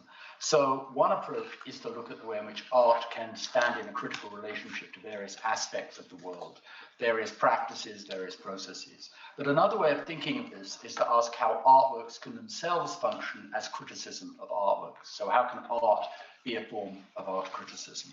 To give a little background on what attracts me to these kinds of questions, most of my work has looked at two issues, really. What is it to appreciate an artwork, and what kind of thing must artworks be if that's what their appreciation calls for? And obviously these two things relate to one another.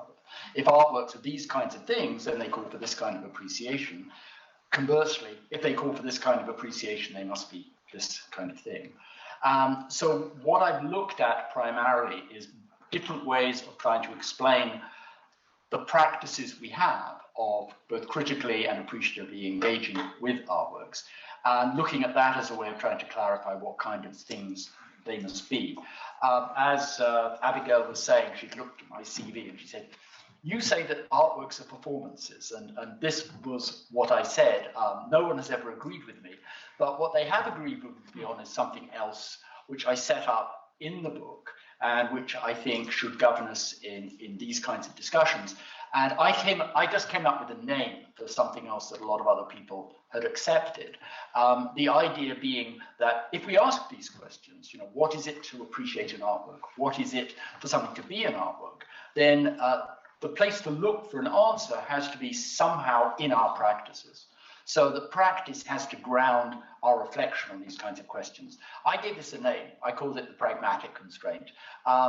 Lots of people agree with me on that, though nobody agrees with me on the conclusion I drew in the book. But obviously, if that's the way you think about how we approach questions in the philosophy of art, criticism has a natural role, because criticism is a crucial part of our artistic practices. It's also through engagement with the criticism of artworks that we get a sense of what kinds of things matter for our engagement with artworks, and indeed for our appreciative engagement with artworks. So this issue about exactly how we as philosophers can understand criticism, I think, is something that yet again has to be grounded in our practice. But one question then is how, as I said a few minutes ago, how we can see at least some artworks as themselves engaged in criticism. And I think this question can be raised at different levels. So in one sense, any creative process has built into it criticism. Right? When I was thinking about this talk, I scribbled some things down on paper, and then over lunch I went through and I crossed some things out and I wrote some more things in. So any creative process has an element of self-critique built into it. So this is something that applies generally to, I think, creative processes. More interesting, I think, is whether the very process of creating artworks has built into it an implicit critique of other artworks. And I think there are people who've argued for this, and I think they've argued rather convincingly for this. So one person who had this kind of view was Eliot. This is something that came up in the conference we've just been holding, one of the talks. Eliot's paper on tradition and the original talent. And one of the claims that Eliot makes there is that every artist stands in a sort of reciprocal relation to a tradition. On the one hand, they're necessarily drawing on that tradition in their own work. But in so doing, their own work is necessarily modifying that tradition. So in that sense, every artwork changes the way we think about other artworks. Now, if you think that the task of the critic is to do certain kinds of things, for example, change the way we perceive artworks, change the way we try to understand artworks, and also give us a sense in which we can evaluate artworks. If you think of perception, understanding, and evaluation as three of the things that critics do, then fairly obviously, if Eliot is right, every artwork is, in a sense, art criticism, because every artwork is changing the way we perceive other artworks. It can also change the way we evaluate them. You find the same idea in the writings of R.G. Collingwood. He has this wonderful chapter at the end of his book, which most people don't read, where he's talking about what he sees as a flawed way of thinking about art in what he calls individualistic terms. And the idea there is that the artist is somebody who works on their own, expressing themselves in the way that romantics loved. And he says no artist really works that way. Again, echoing Eliot, I think, every artist is, in a sense, working in collaboration with previous artists and using their materials as source for their own creation. But in the same way, every artist, when they create a work, changes the way we think about the works that existed previously. So I think this is a very general way in which we can think of the whole process of artistic creation as being a process that incorporates an element of criticism, of art criticism. The third thing that I think is interesting is to look at specific artworks that take as one of their tasks the criticism of other artworks. And I think here there's two ways this can work. It can work at the level of one artwork specifically targeting another artwork and getting us to see that artwork differently. But there's also a way in which an artwork can take artistic practice as its focus and get us to see that practice more differently.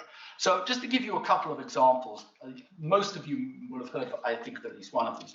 There's famous work by the pop artist Roy Lichtenstein, and he's best known for using this, what do they call it, dot ray, I think, technique that's used in comics in his paintings.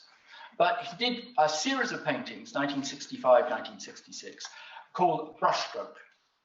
And what he did was reproduce in this dot technique the kinds of sort of incredibly elaborate brushstrokes celebrated by abstract expressionists, right? So he's commenting on the fetishization of the brushstroke in abstract expressionist painting. He's saying, you know, this isn't how we should paint. We shouldn't be expressing ourselves just through the amount of paint we're applying to a canvas. But it's an artwork that plays this function of being art criticism by targeting specifically a particular way of thinking about painting. Another example, and I'm thankful actually to Axel, who reminded me of the reference. I was trying to remember it. In a very well-known paper by the philosopher Joel Levinson called What a Musical Work Is, he's got these examples. They're thought experiments, hypothetical cases, but they're based on real cases. And the one he cites is another example of an artwork explicitly criticizing another artwork. And this is a piece by Bartok, where he quotes and parodies and ridicules, in a way, a work by Shostakovich. So here we've got an artwork actually criticizing, rather than simply referring to, criticizing another specific artwork. But there's another way, I think, in which artworks can function as criticism. And as I said a minute ago, that's by being critical of an artistic practice. And I think one of the very nice examples of this is the work of Lars von Trier. Von Trier, as some of you know, was mainly responsible for the so-called cinematic vow of chastity. And the idea was, it's getting too easy to make movies. We need to actually make it more interesting by doing away with a lot of the technological devices that are coming into cinema and returning to something closer to the original practice. So this was a verbal critique of standing cinematic practice and the idea that we should move away from that. But then what he did was make a film. And it's a wonderful film called The Five Obstructions. And what he did was take a very well-known Danish filmmaker and challenge that person to remake their most famous film, or one of their most famous films, without using certain kinds of technological devices. So each time they took one of them away, said, now you can't use this, now you can't use this, now you can't use this. And that film is, in a sense, film criticism of standard techniques and looking at the implications of taking those techniques away. So I think that, again, is a very nice example of an artwork that sees itself, in a sense, doing the role that was standardly done by the critic. So those are the things that interest me, and hopefully they interest at least some of you. Thank you very much, David. Morten. And I'm going to give you another example of this, because I don't know, a lot of this was going on in the arts, especially in visual arts in the 60s. Yeah. Wasn't what Lichtenstein did. But today, I have a feeling, and it's sort of based on empirical, not evidence, but what I see on a daily basis as a reporter and critic, that the focus has shifted to what you could call societal relevance in the arts. That seems to be more important on the whole than to engage with art history and the possibilities of art in an artistic sense. And the claim to societal relevance of art and artists naturally change over time in terms of force as well as substance or kind. I've been covering contemporary art for a bit over 3 decades now, and my perception is that it's certainly laid down with a much greater gravity today than when I started out. Relevance is, on the whole, a stronger quality criterion than beauty these days, they say. Much of it, though, is a bit fake, if not most. This was certainly the position of Lars Vilks, the Swedish artist who drew the prophet Muhammad as a roundabout dog and got to spend his last decade in life in a kind of protective custody for it, only to become the victim of his own protection in a fatal car accident October 2021. From at least the summer of 2005, when he started his blog, and until his tragic demise, he was a tireless chronicler of what he saw as the baseless claims of societal relevance of the contemporary art world in Sweden and abroad. His own final contribution can be taken as evidence in support of his position, or as the exact opposite, depending on your own disposition. By his own definitions, the drawing of the Prophet M as a roundabout dog from 2007 quickly expanded from the paper into the social realm. It was, he explained, as the waves of rage spread through Muslim communities and the art institutions responded with fear and renunciation, intended as a social sculpture, integrating the reactions it fostered. An artwork meant to expose the ideological blinders of the contemporary art world. I think it was highly successful in that regard, and in some others as well. No work of art has been as debated in Sweden and for such a long time in the 21st century, possibly ever. A side effect of which the understanding of process-oriented art is probably greater in Sweden today than in any other country in the world among the general population, except that they seem to be mistaken.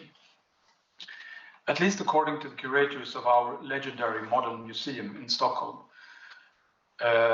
one of the original birthplaces of process-oriented visual art in the 60s. Since Lars Vilks' unfortunate demise, they have explained that rondellhunden, as we call it in Sweden, with no capital R, is not a social sculpture at all, but merely a societal phenomenon devoid of aesthetic interest. It's too simple, they say, and it doesn't teach us anything new about the world. In summary, it's ugly, even offensive. In fact, the great modern tradition of provocation in art is obviously no longer relevant in Sweden's National Museum for Modern and Contemporary Art, at least not in this specific case. Why not? Well, for the exact reasons Lars Vilks intended to expose, the ideological bias and the hypocrisy regarding freedom of thought and expression in the institutions of contemporary art today. So where does this leave us in terms of the social relevance of art? The relevance of rondellhunden is not really in dispute. Even the curators at Moderna Museet find it important, they say, just not as a work of art. So what do we have here? Something that in the name of art has achieved indisputable relevance to some of the most engaging discussions we've had in Swedish society during the first decades of this millennium, but for lack of beauty, not a work of art. I wish Lars Vilks could have been present himself today. I suspect he would be smiling, perhaps even nodding confirmingly. You see, he was an expert on and a firm adherent of the institutional theory of art, by which the defining characteristic of art is, simply put, acceptance by the art world. In other words, the art world can't be wrong. Given this, the excommunication of rondellhunden from art seems to me a rather strong verification of Lars Vilks' position on the societal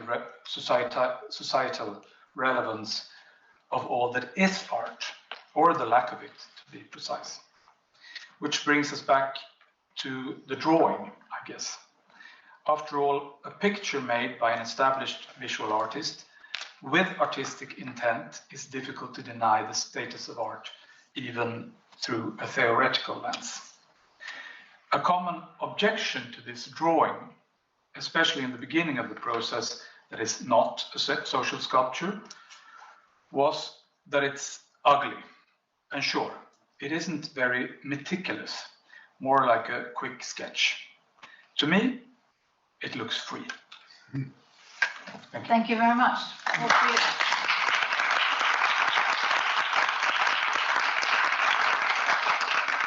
Great, thank you very much. And thank you also for bringing to life, from your perspective, something that has been a part of our discussion during the workshop, which is, of course, that criticism in relation to art can mean many different kinds of things, and it can also take different kinds of guises and address different kinds of things, and have different objects as its target. And you talked about kind of tacit or oblique kind of criticism. Of course, we know that there's plenty of art which is more explicit or more direct. David, you talked about the kind of internal criticism or the self-reflective criticism that art can afford. And Morten, you gave us a very poignant case, of course, of the kind of societal aspect when critique is taken to mean something well beyond the critique of the kind of inside an art world or perceived accepted boundaries of how far art can criticize. So my first question to you is really to reflect on, are there limits to what art is allowed to criticize? Well, perhaps obviously, you want to start. Yeah. I would say. I mean, this is an example of it, and it's otherwise it's a difficult question because you don't really get to see the things that are not accepted. They sort of remain in the shadows, or maybe they're not even, because there's a whole, of course, process of with art education and I mean getting into the system of it, a process of teaching artists what is relevant and important to criticize and what perhaps isn't. Thank you. Yeah, I mean, it depends exactly what you mean by is allowed to. So one reading of that would be an institutional reading. It would say, well, it depends on what will be accepted by the art world. And if you do this, it won't be accepted by the art world, so that's something that art isn't allowed to criticize. If you don't have an institutional view, then obviously that isn't going to be a problem. But I think one interesting question here, and it picks up on what Martin was saying, you know, if we're thinking about whether something that is art can be criticism, the converse question is, when is something that is criticism art? And that's the question that interests me. And I think as long as you operate within this sort of broadly aestheticist tradition where you say, well, it's got to be beautiful, in some sense it's got to have aesthetic qualities, then it's going to be a problem for there to be art that is political or political criticism or social criticism in certain senses, because as with the example you gave, they will say, this isn't art. It's an interesting artifact, but it's not art. If you move away from that sort of aestheticist conception of what makes something art, then again, I think there's no obvious limit to the kinds of things that art can criticize socially and remain art. For me, it's kind of really simple, in that if something's designated an artwork, it is, and that's quite straightforward. And then we live in a society, or in the UK, and we can't talk about one society because globally there are many societies where in many countries you cannot speak openly at all about many things. And artists are part of these societies in which they live and work and to whom they speak. And so in, let's say, the UK, which is where I'm from, in common with most of Europe and Sweden, I think in common with all the people posting their comments on Instagram, you can pretty much say what you like. Whether you say it effectively or whether anybody's interested in what you say is a different question, but I don't feel any self-censorship from inside the art community whatsoever. I really feel it's free. It just, you know, whether it's effective is a different question, and how you might go about what you want to say.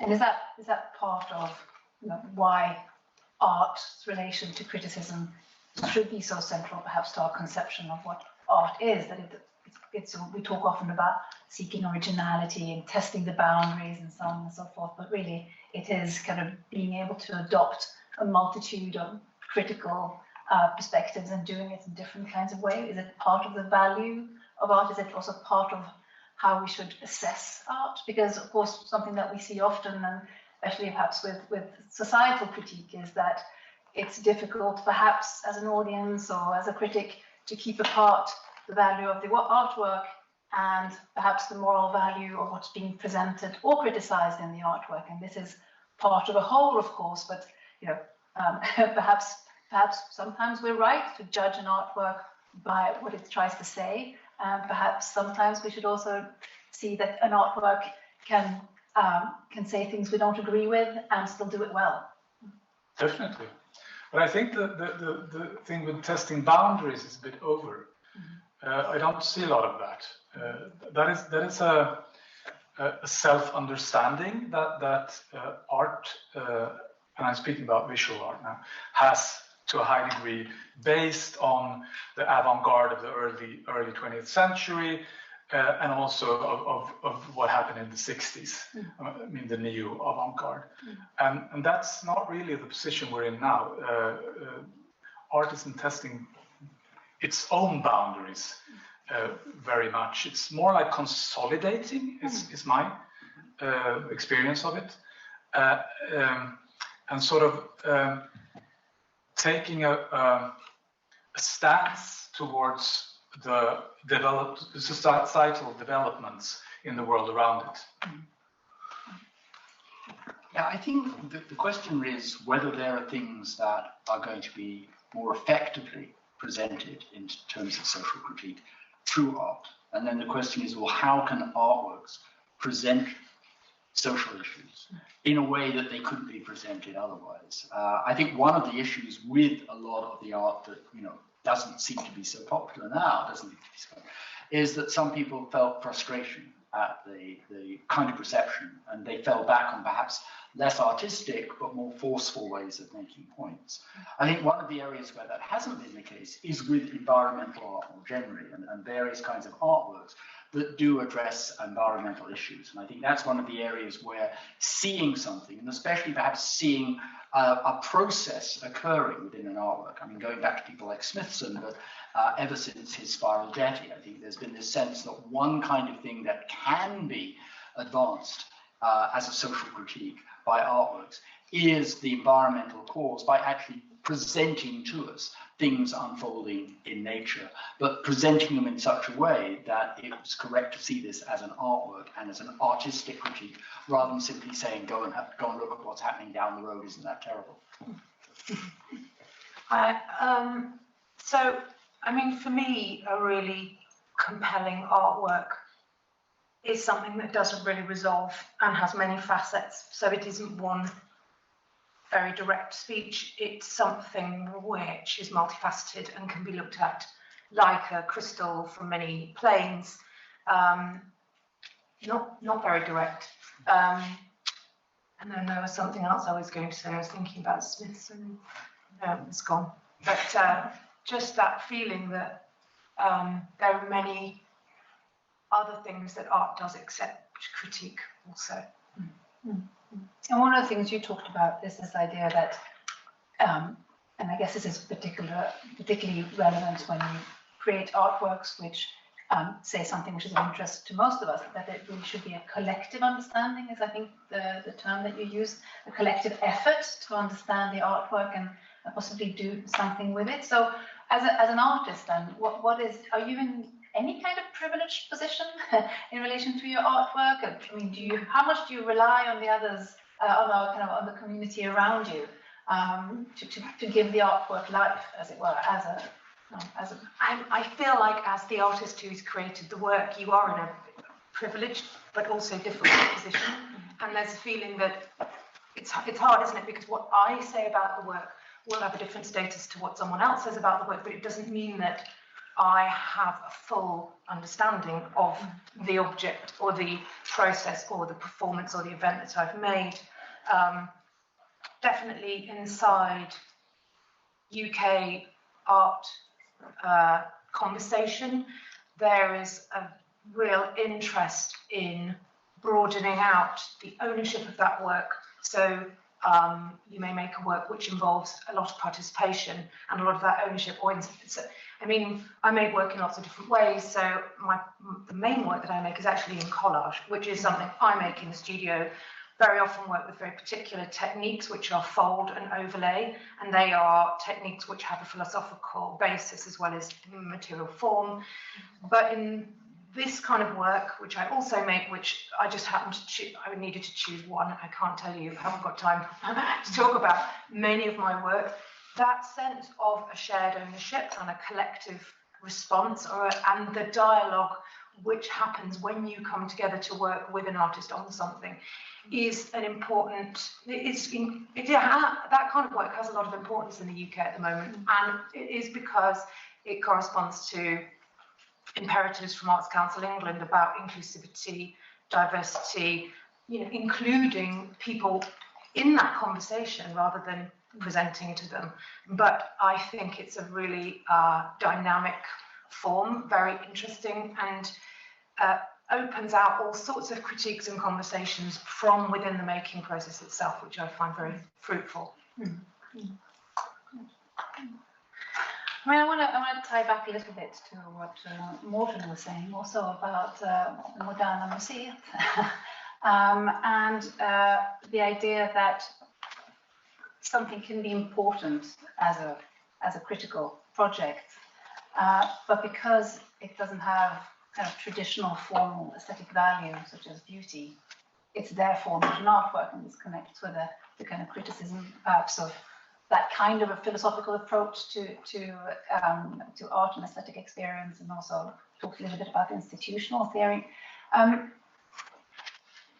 If art doesn't really push the boundaries in this kind of way in the future, where are we heading in terms of how we should understand art, or what we should be looking for in art? If there is a change, a shift happening now, that we're not strictly doing the kind of things that Lars Vilks was doing 10, 15 years ago, that there is perhaps a slightly more comfortable approach to the creation of art, what should we be looking for as an audience when we critically evaluate an artwork? I think, this idea of inclusivity and working, socially in that sense, it's a really big thing in the art world, and generally, and also in the museum world generally.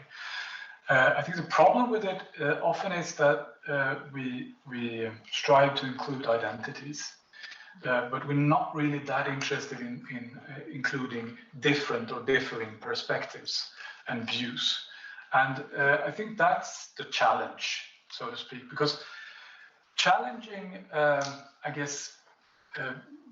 boundaries in the aesthetical sense, it has its time. It's not necessarily what we need to be doing today. But I think, and I see a problem in because I've been writing about art for something like 30 years, and during that time, my perspective is that the art world hasn't become freer in this sense, opener, but that it's become more sort of entrenched in the sort of cultural wars that is going on around it, and where there's been developing a sort of a sense of the right things to do and think, and the wrong things, and I don't think that's very productive creatively. I think it drives us into a sort of worst case scenario groupthink, and that it stifles creativity in a sense. I'm going to open up the questions in a moment, but David, is there something you want to comment on? Yes. I mean, in a sense, artists are always, well, artists who want to be socially responsible are always, in a sense, looking in two directions. And they're looking out at the world, trying to affect something in the world, but they're also looking at other artists. And I think one of the issues is how artists can both respond to what other artists are doing by being part of an artistic community. And I think, you work in St. Ives, you get a lot of feedback from people who are, artists who are thinking, who give you feedback. And then there's the question of how what becomes interesting in that context, interest in the sense that it's something that you're doing in a medium that other artists find interesting, is also going to make an impression out in the world. And I think there's always this problem with socially, politically conscious art, that the artist is trying to do two things at once. If it can succeed, it can be incredibly powerful, because I think expressing something artistically can be incredibly powerful. And it can affect people in a way that you couldn't affect them by just trying to make a statement on a political issue. But I think there's always this almost Janus-based aspect to socially conscious art, that one is trying both to speak to the art world and speak to the society. And that may be one of the reasons why the art world is starting to, as you seem to be suggesting, become a little more introspective and being more concerned about these issues internal to artistic practice, and less worried about somehow making an impact in the world. Or is that a misreading of what I'm sorry. Okay, I wasn't clear. Now the art world is the contemporary art world today is very invested in political questions about society today. But the way in which to perceive society is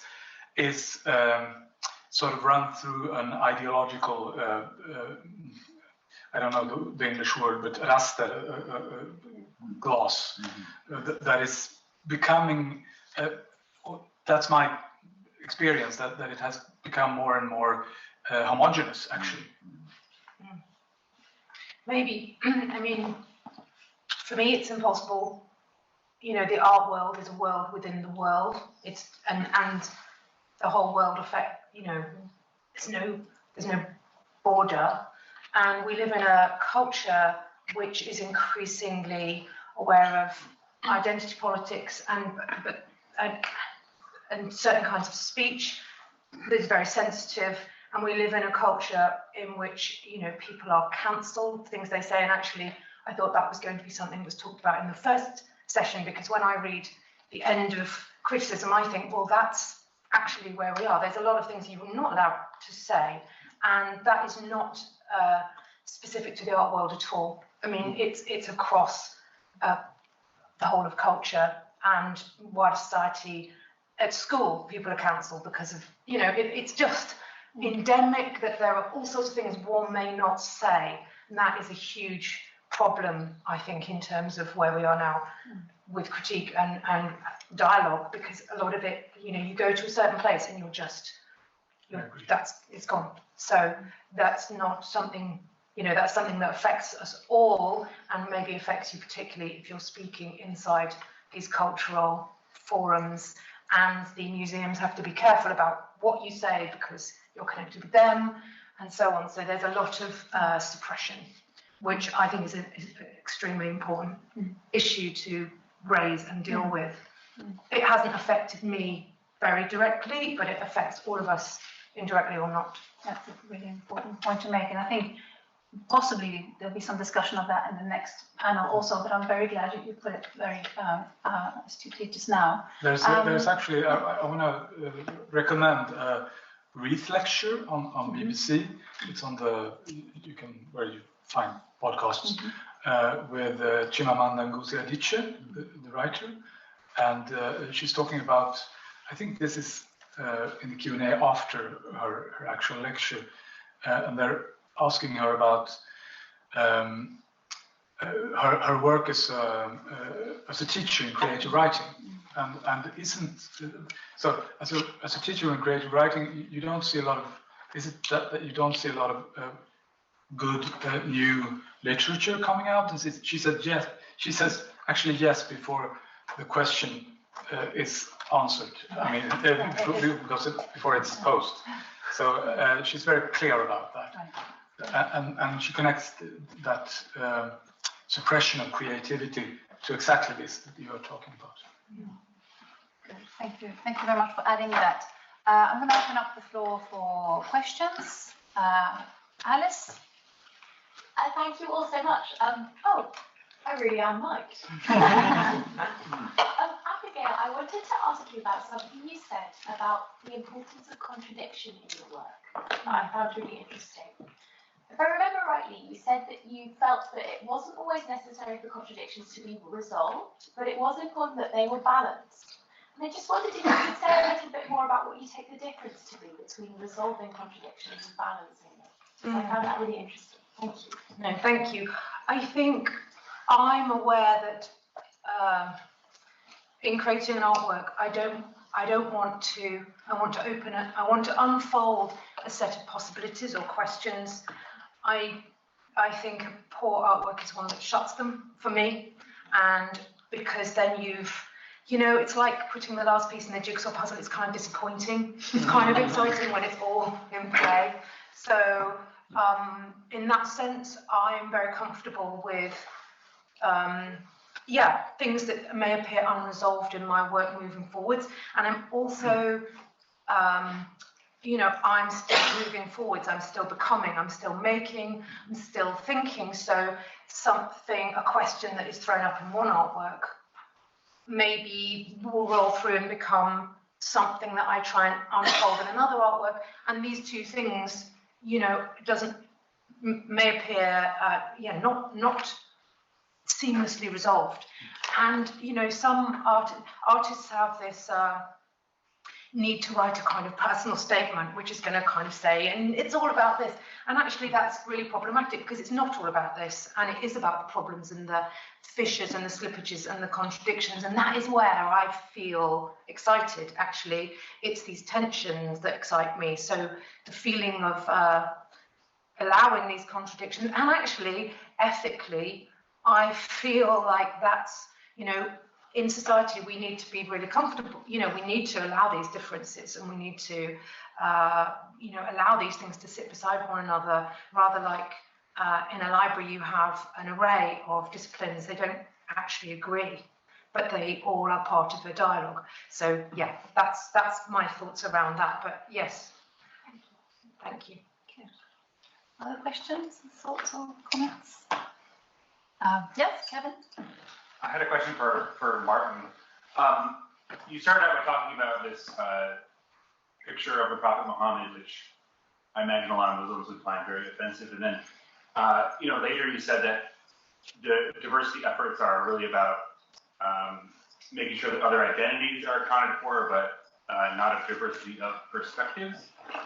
But by excluding Muslims, from a lot of this dialogue, or promoting images that many Muslims would find offensive, it seems that you're creating a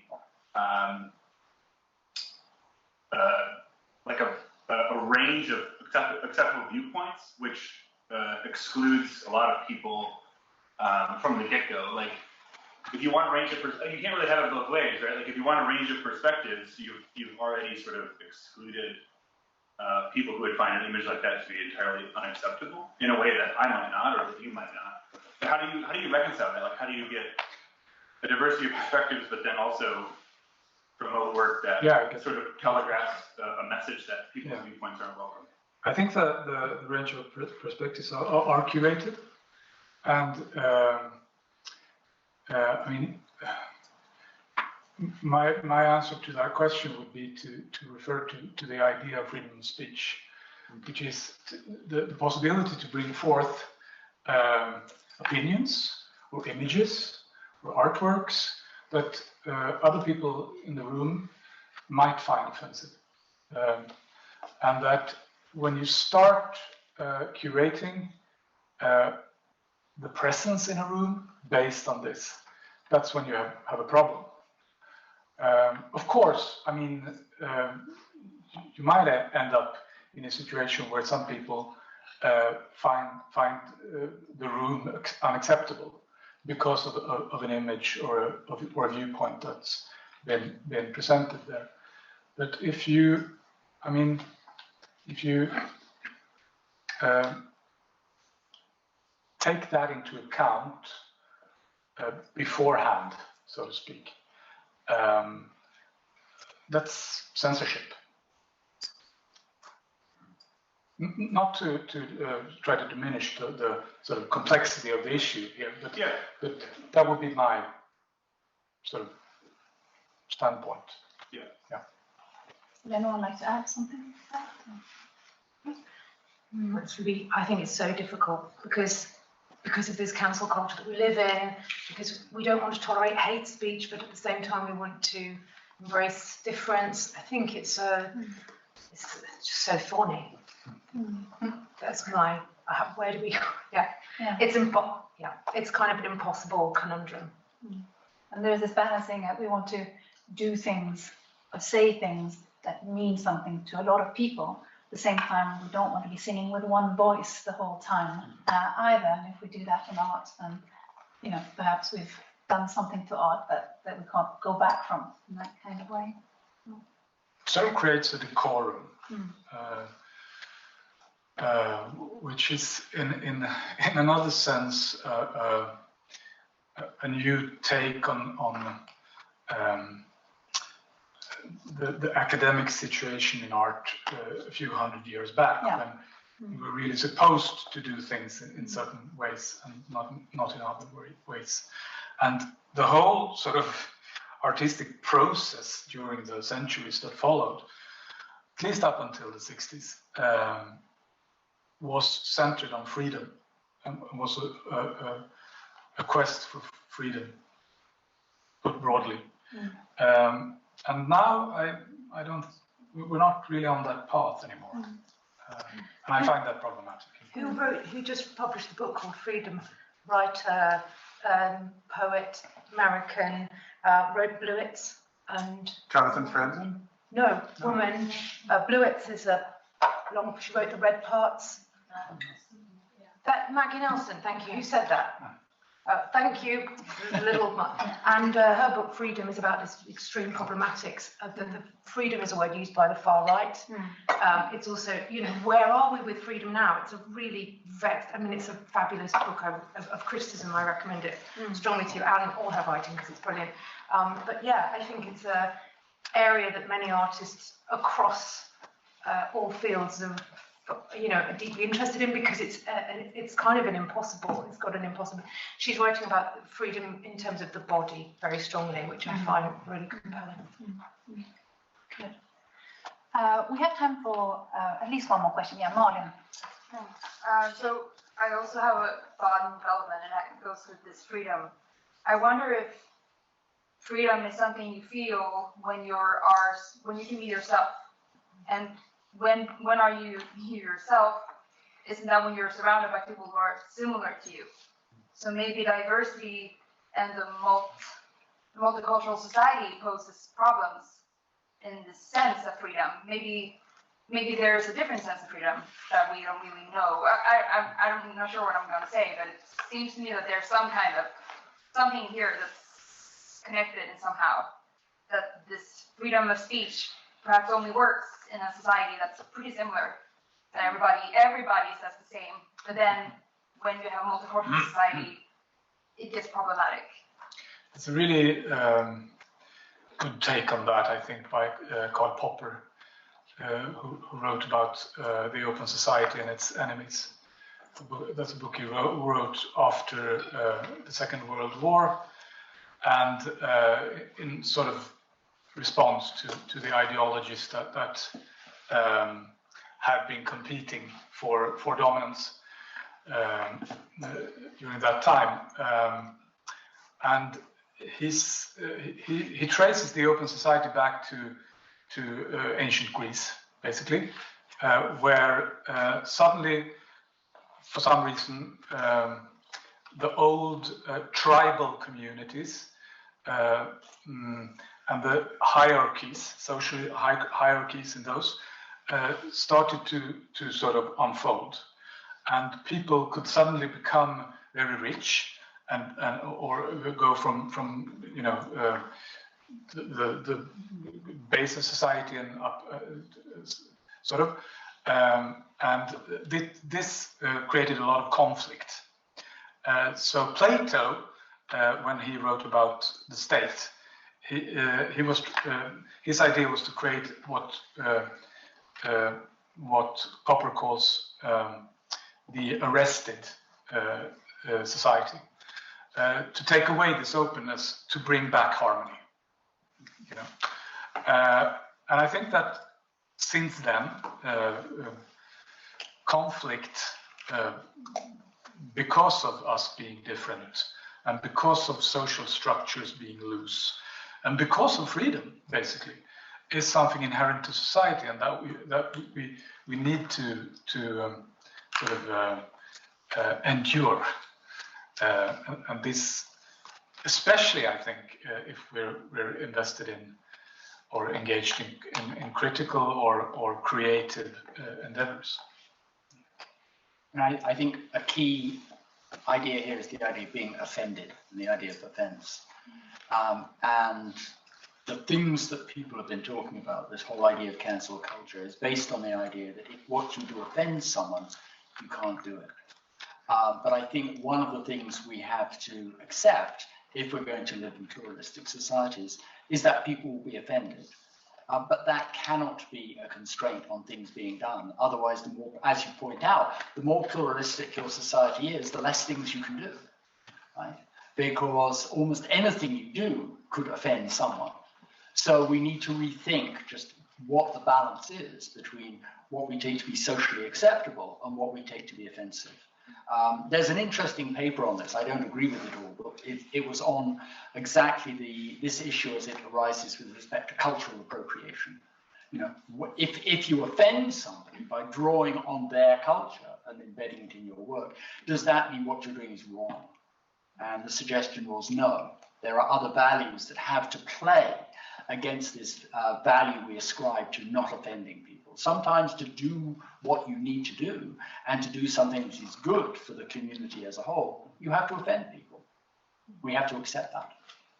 The idea of cultural appropriation is, I mean, it sort of ties in with the idea of the arrested state to me, because you create ghettos where you have harmony, and the less, you know, contact between ghettos, the better in that perspective.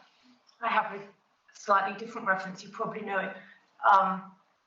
Arundhati Roy, who wrote The God of Small Things, her non-fiction essays, Azadi, was very much sort of thinking about these, you know, coming from her perspective, her sort of cultural situation, these kind of freedoms and their complexities.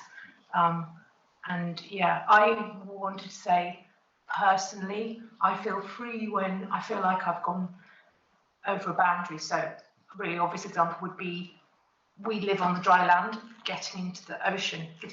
That sort of small breaking of boundaries gives a huge sense of liberation. I mean, that's just physical. But, you know, intellectually, you can also feel like you've stepped over. That's when I feel really free, rather than staying on my dry land.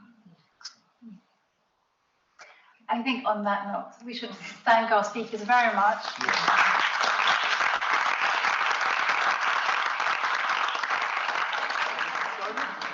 Well, welcome everyone to this, our last session, panel of the day, Philosophy, Criticism, and Culture. We have Zaki Zamir, who is a professor of English and comparative literature at Hebrew University of Jerusalem, philosopher plus a literary critic.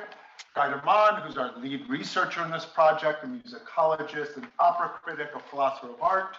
Also, Wickfors, who's a professor of theoretical philosophy in Stockholm, a member of the Swedish Academy, and something is quite unusual, a very public analytic philosopher. Is that fair to say? With a great public profile. And Anna Foka, who's done a tremendous amount of good for our project, a digital professor here of digital humanities. We direct the Digital Humanities Center. So I think we'll start with Zaki and move this way. Is that okay? You give me a dirty look? Please.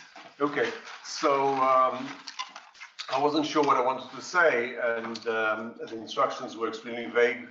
And so I was jotting down some points in relation to.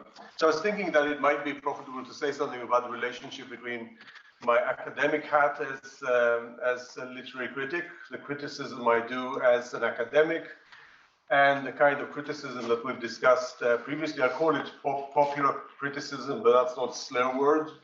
So I've worked in a newspaper writing criticism, and it was already mentioned, the disconnect between academic criticism and popular criticism, and how academic criticism is basically disconnected from anything, not just from journalism, but from culture in general. And we know the kind of writing that, so if we look at books of criticisms from 1920 or 1930, people like C.S. Lewis, Emerson, they were writing for a general, well-informed public, not just for their fellow academics. And that's different from what's happening today. And much of what gets passed as academic literary criticism is not the kind of criticism of works that I'll be talking about specifically. But I want to bring the two together. So I want to say yes, they are. If we look at them, from a bird's eye view, they seem to be disconnected. But I think that we are part of the same endeavor, and there are deep connections between the two. And hopefully that's going to be a contribution to the way in which we're thinking about criticism in society. So when I was writing as a literary critic for a newspaper, and I stopped because I discovered that one of the authors that I wrote about was so depressed because of what I wrote that he stopped writing and he stopped eating, and that was that for me. So that I said I didn't want that. But this is not just a personal anecdote. I want you to consider the asymmetry between positive and negative criticism. So it's very easy to write negative criticism. It's easy to become witty, malicious, and rhetorically engaging when you're writing something negative. It's far harder to write a positive review well and in an interesting way.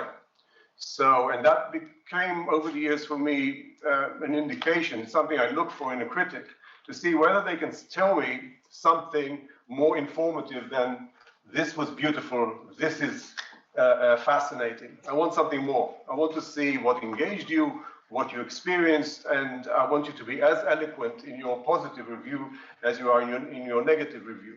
And it's hard to pull off. We have a rich vocabulary for what we dislike. We do worse in terms of what we like. And actually, if there's a plea in what I want to say, is to think about the positive things we say about literature, about music, because that's that's one of the modes by which criticism kind of educates and influences other people how to engage with works.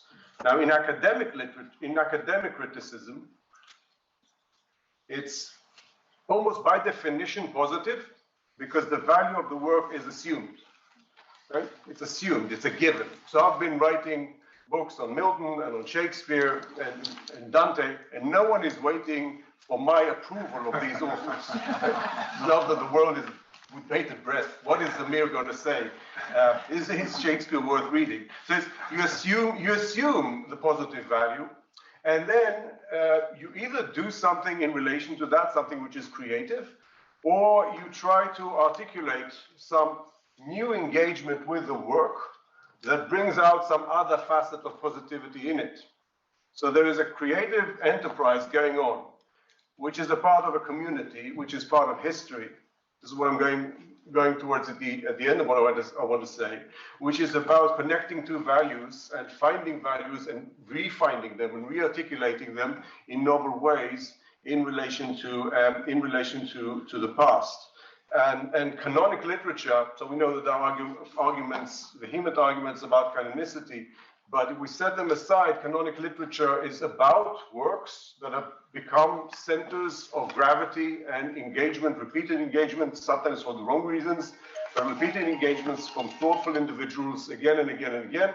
And the idea of canonicity is the idea of connection with the past, with a tradition, which is, it's not necessarily timeless, but it's not bound by life and death, and it's not necessarily bound by culture or by language.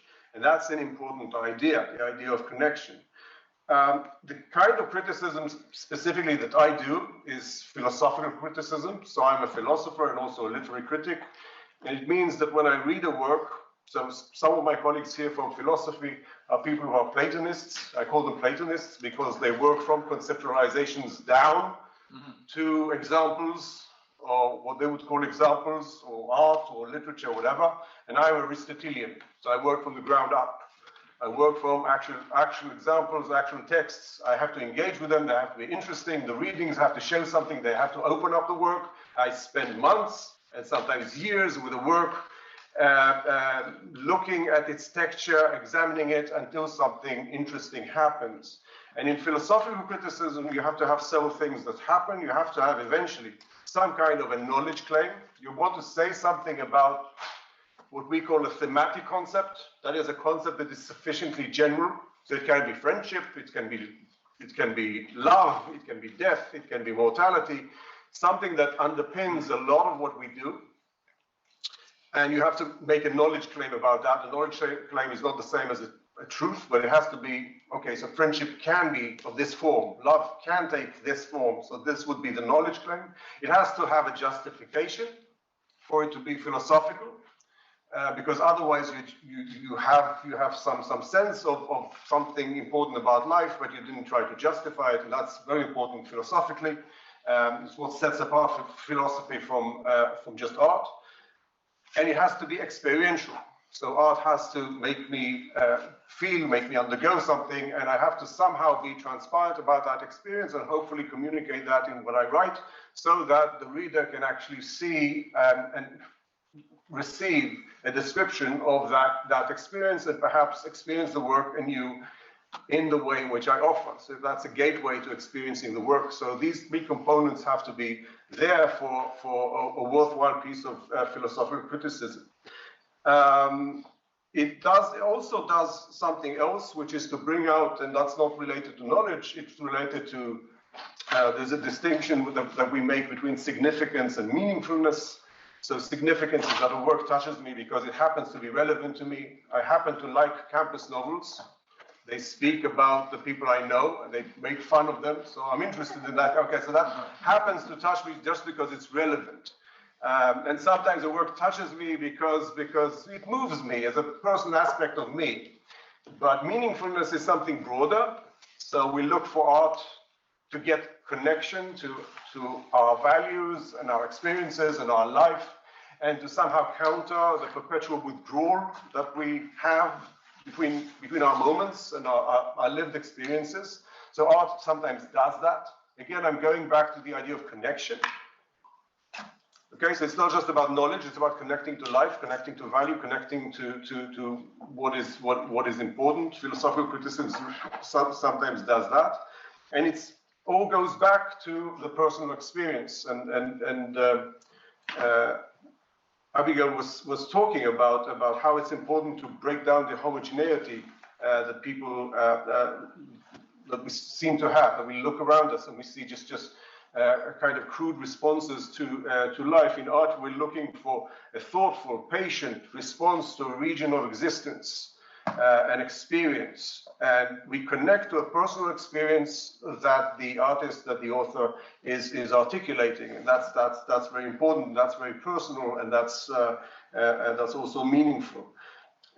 So all this can fall under the idea of a connection to meaning, connection to the world, connection to each other, connection to a tradition, connection to the past, connection to moments of intense engagements with reality that an artist undergoes. Okay, and I think that connects between popular criticism and academic criticism. I think it's part of the same endeavor. I think people need that. It's not just, okay, so we have so many platforms that people can choose from, but people need these connections, and they need this thing, and they need bridging. They need to be shown this. And this comes across in positive criticism rather than negative ones. Okay, there is an asymmetry here. That's what I am trying to say. Guy, please. Wonderful. What does it take to become a good critic? Well, one answer to that question, necessarily not sufficient, is knowing when to turn off your mobile phone. I just wanted to apologise for that. But I also mean something about that, because part of what it takes, I think, to be a good critic is to know when to just try and be here and now, not to have links to somewhere else, or sometime in the past, or sometime in the future, crowding your senses the whole time.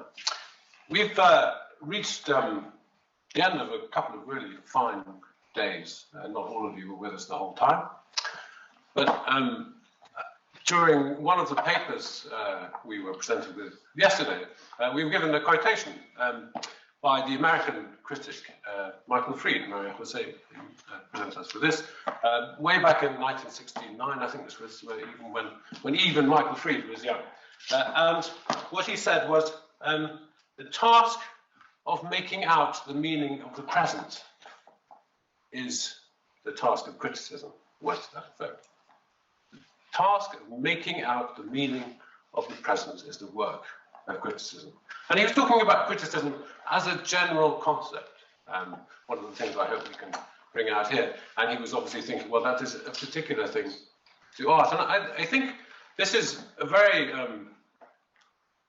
I think it was just a wonderfully precise way to capture what it is that criticism tries to do. Because if you think about it in a way, the past is accessible to us through documents. These can be like bits of memory which are just piecing together from something that happened a few seconds ago, but also photographs, material documents, things that we can manipulate, that we can control, that we can put into boxes and sort.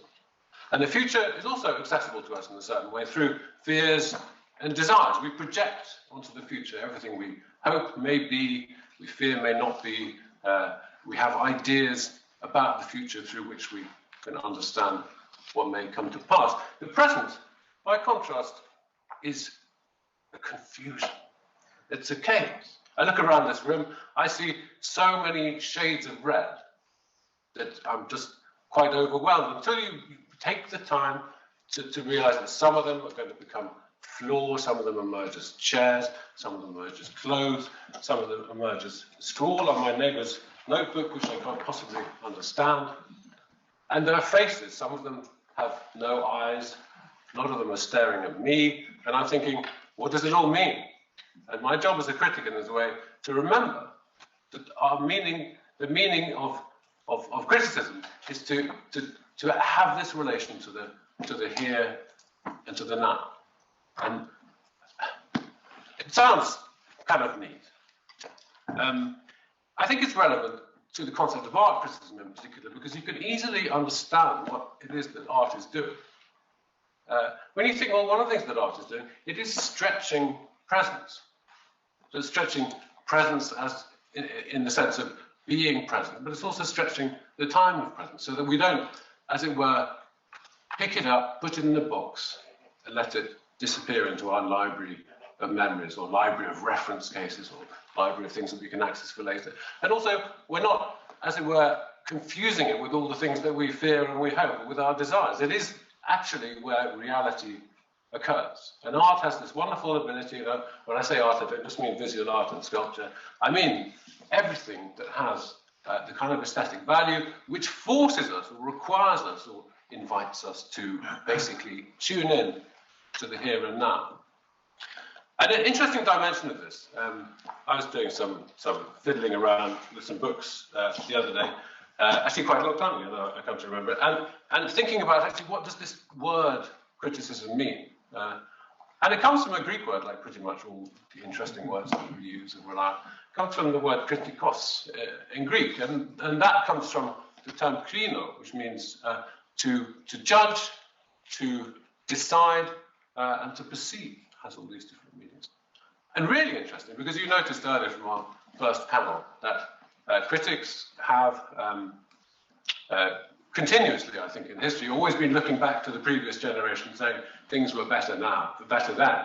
And criticism is in crisis is something that we hear quite often. Well, criticism and crisis, it turns out, have the same root.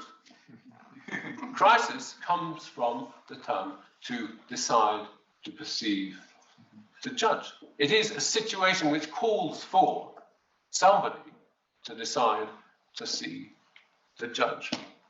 Guy, can I just interject? In Hebrew, criticism is bikoret, which is bikul, it's to visit. It's a visitation.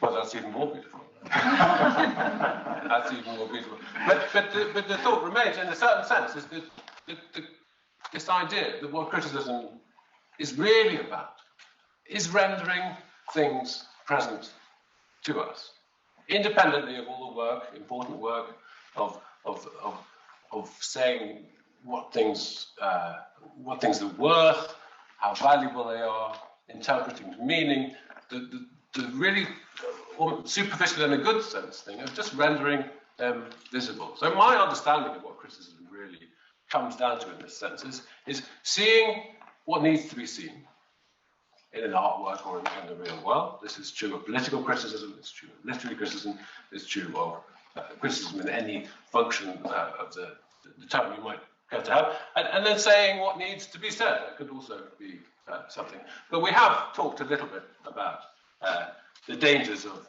saying what needs to be said. And I just thought very briefly, I'll touch on an anecdote. So in my career as a music critic, I have pleased certain numbers of people. I've offended quite a few others. And I was once accosted in a bar in the interval of an opera, pushed against the wall. And what I'd done was written something rather rude about a violinist whose husband was a cellist, and he happened to be here at the opera, and he'd read my review, and he was furious. And luckily, he didn't have his cello spike with him.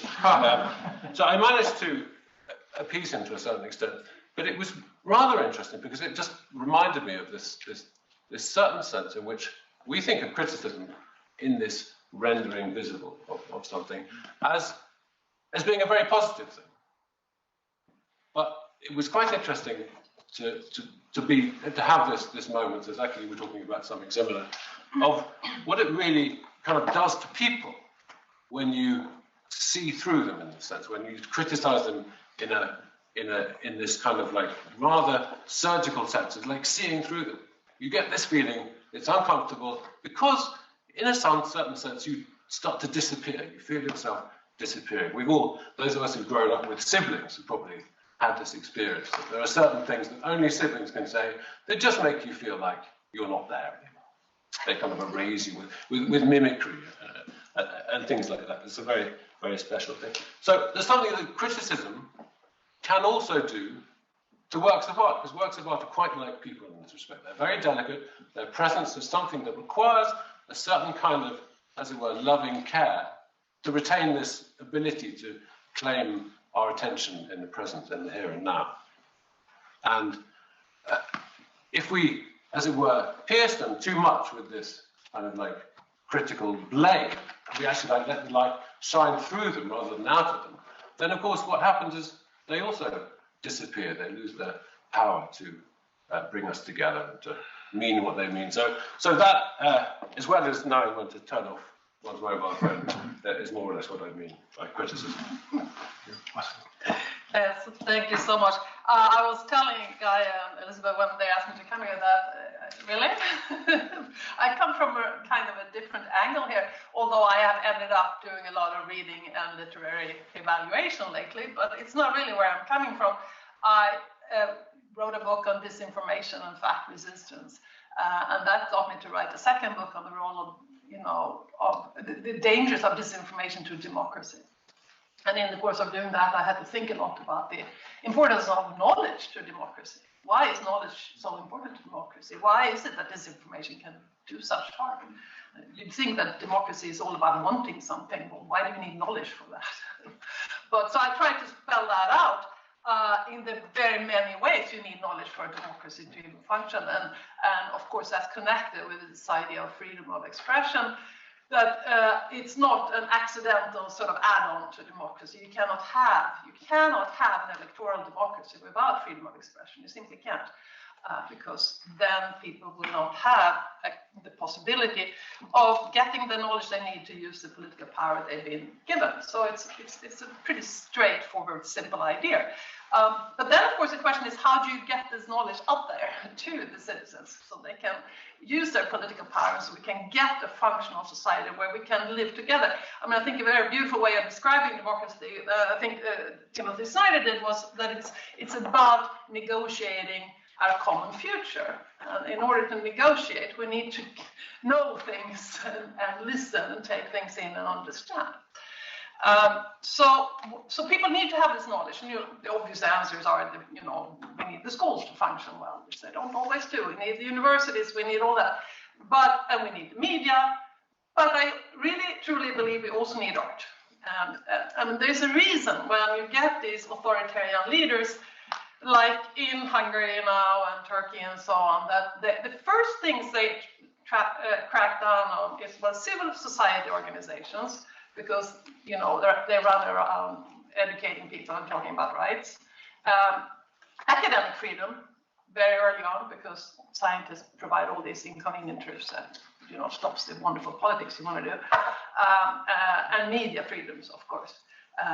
But right up there with those first few things they do is cultural freedoms, because the cultural freedoms will pose a danger to authoritarian regimes.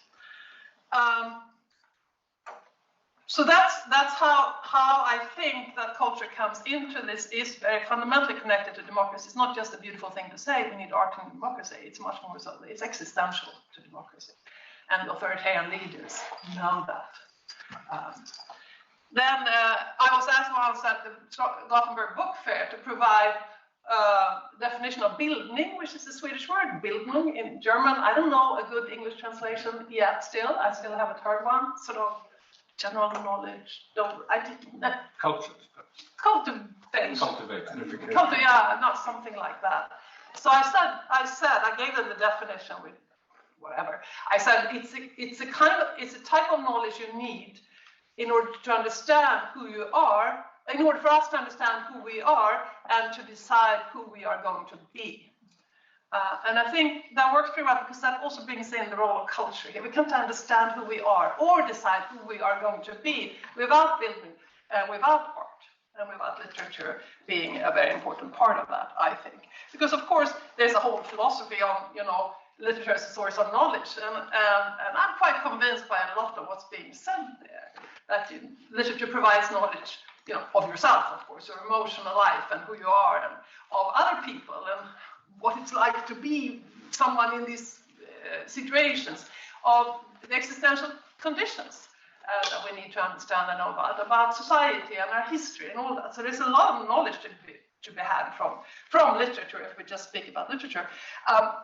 But also, of course, a kind of emotional training, because democracy is not just about knowledge, it's about values too. How we vote depends on what we value too.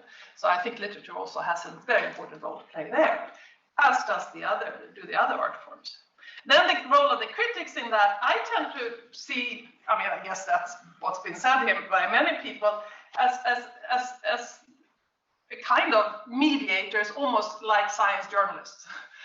Although, some people may not like that comparison, because of course it's much more about evaluation, but it's kind of like science journalism in the sense, you need to know the science. You need to know your literature. You don't have to be an academic scientist to do that, to know your science, or an academic literary scholar, but it helps, I think. It doesn't hurt, because it gets you all this knowledge that you need to understand what you're writing about. But it's not sufficient, obviously, because you also need to be a good writer and a communicator.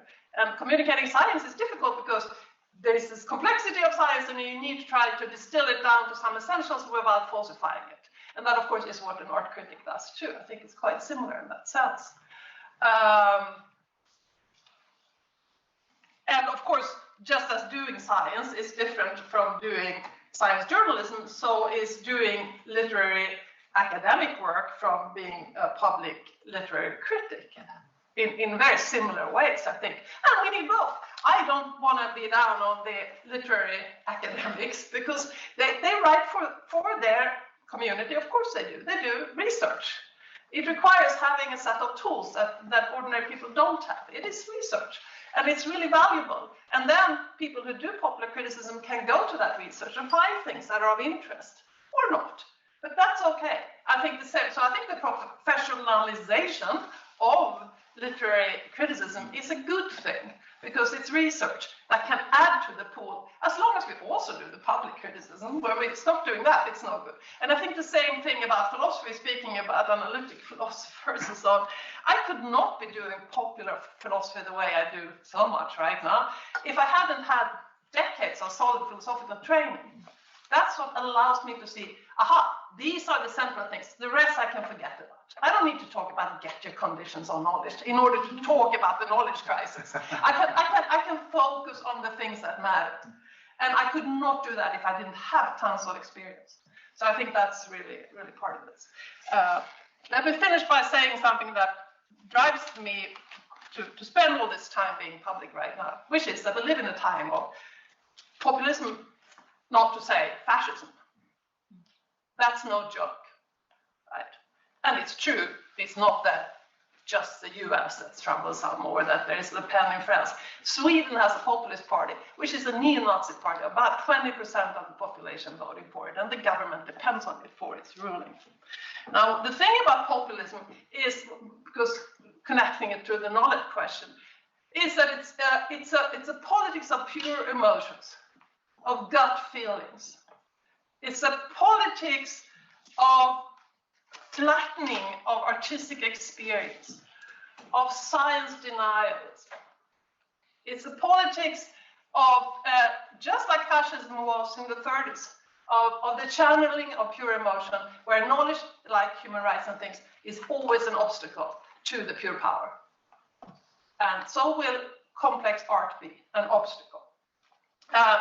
And of course, they know this. This is when they talk about the culture wars. They're going to use culture for their purposes, just like they did in the 30s.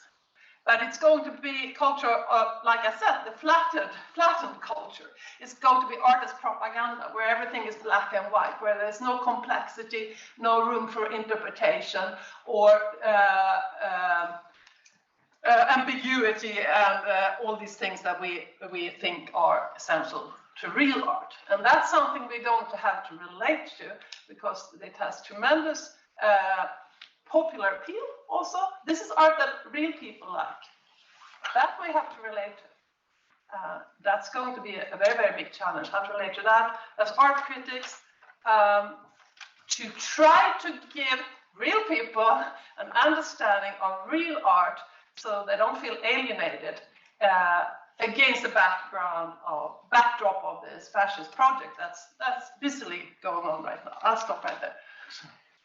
Wow, this was really powerful, and I made so many notes, and I completely stole your notebook. And I also have some notes on my phone because, as you probably have heard, if you were listening into the gossip I did before we started, is that we just flew in today from Barcelona when we were away for the whole family, and also for some other things. But I should say that I really have comments about every single talk, and I sort of had planned a certain way, but now I've heard so many stimulating discussions, and I'm so grateful to the knowledge perception criticism for doing this today and for being here, and especially to Guy and to Elizabeth and to all of you in the project, the Templeton project. I should start by saying that I also have an extremely antiquarian sort of solid background in humanities. So technology for me came as a result of being a teenager in the 90s.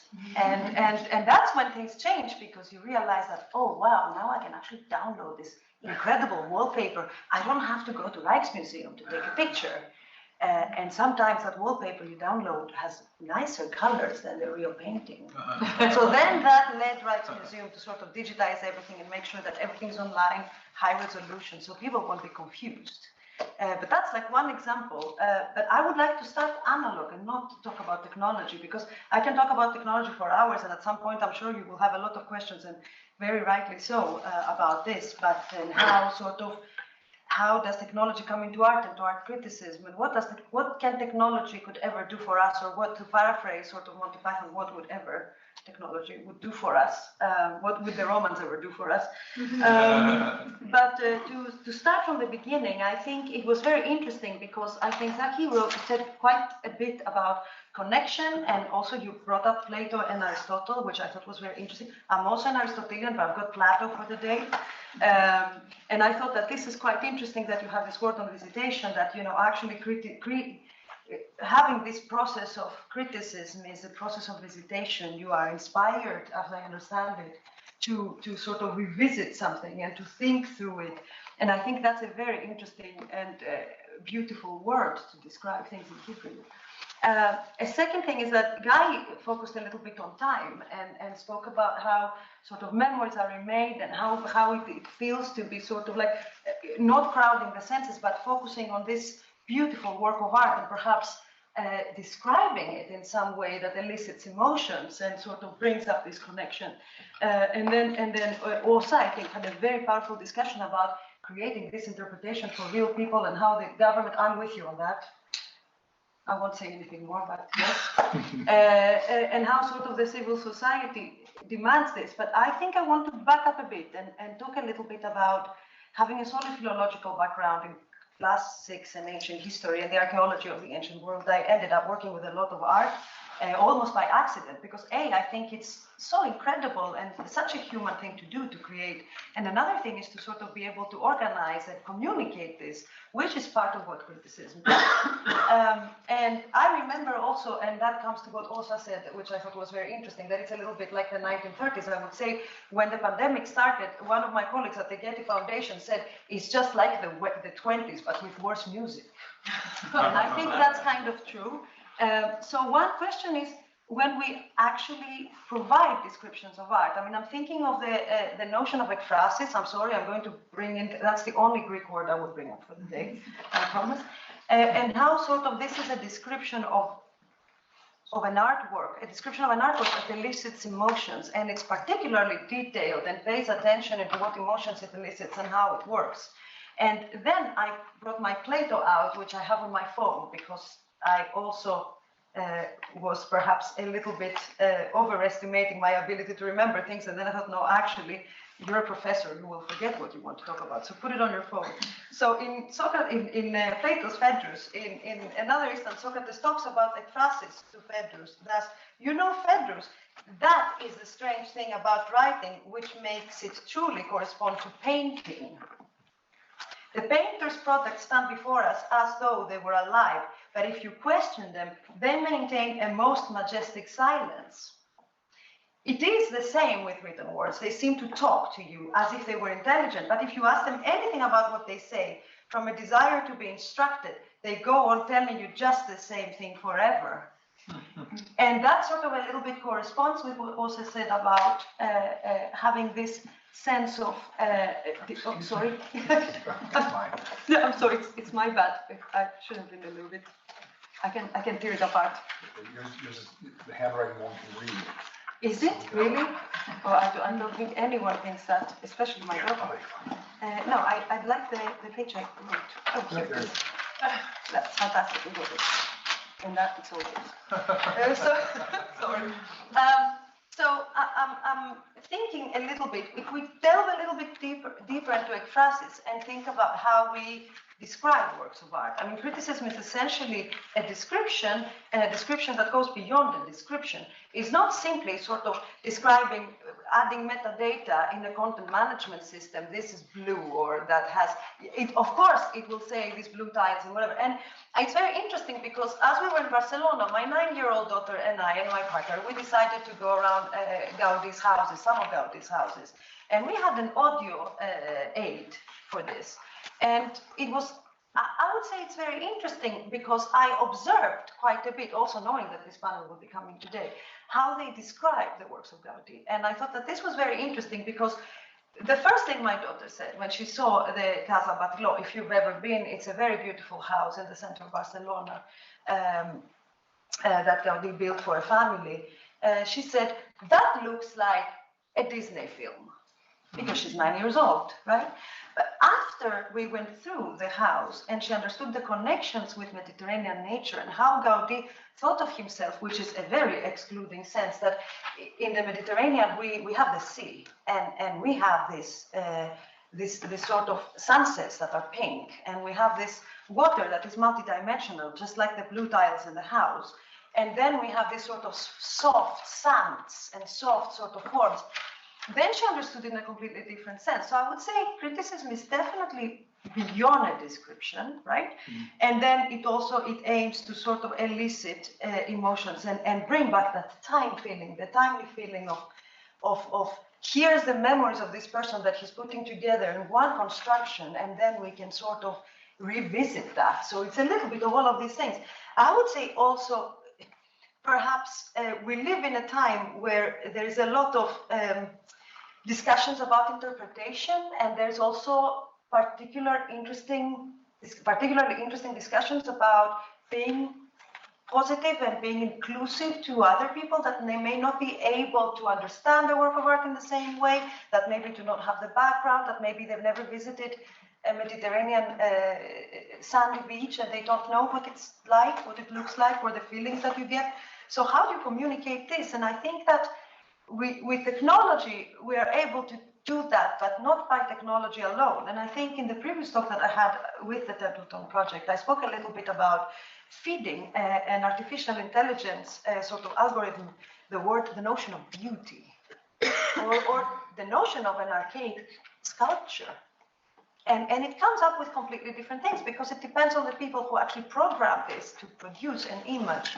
So a description, although it may be acrostic for us, it's lost in the sort of the algorithm that may produce an image, and vice versa. And I think several people have discussed this as, okay, we're going through the age of computational formalism, where we think that, okay, red is red and there's only one red, or 5 types of red, right? Or a blur is a blur that looks a certain way. A stroke would be precisely this or that, and that is very binary. And this sort of little leeway of interpretation is a little bit, or may be lost. On the other hand, I think if we work with this in a good way, perhaps we can remix and rethink. And I'm thinking about all of these sort of pandemic approaches to. Also, my phone is ringing. I mean, obviously, we're very popular people there, but I think that yeah, it can wait. Notion of remix. So can we put 2 works of art together? Could we make a work of art speak? And during the pandemic, I think there was this very interesting sort of artist that went around and sort of created versions of paintings and artworks that come alive in museums, because people are not there, right? I can talk for hours about that, but I'd like to say that coming from the perspective of sort of heritage myself, and to some extent art, and coming from a perspective where using computational methods and tools, we very often have to diminish a work of art into mere descriptions. I think that's where real criticism comes in and sort of widens and broadens our spectrum, because a work of art is a spectrum. It's not just 2 things or 10. It may be 1,000, but it's still a spectrum. It would be much more than that, I'm sure. That's it for me. Thank you. Well, thank you, everyone. A round of applause. I'll begin by just saying I appreciated you bringing description. I think when I was in graduate school, we were taught that criticism is something like description plus a verdict. And no one has that narrow view here. We're making pretty bold claims on behalf of the cultural importance of criticism. So just to ruin the mood, I'm going to give an anecdote and I'm going to pull a despairing point out of it. And I want to see what you say about it. But it gets to something I think pretty important about the cultural moment, which is perhaps much worse where I am, but I think it's a global phenomenon. So years ago, I was in Chicago and I was listening to an interview in a bookstore with a jazz critic.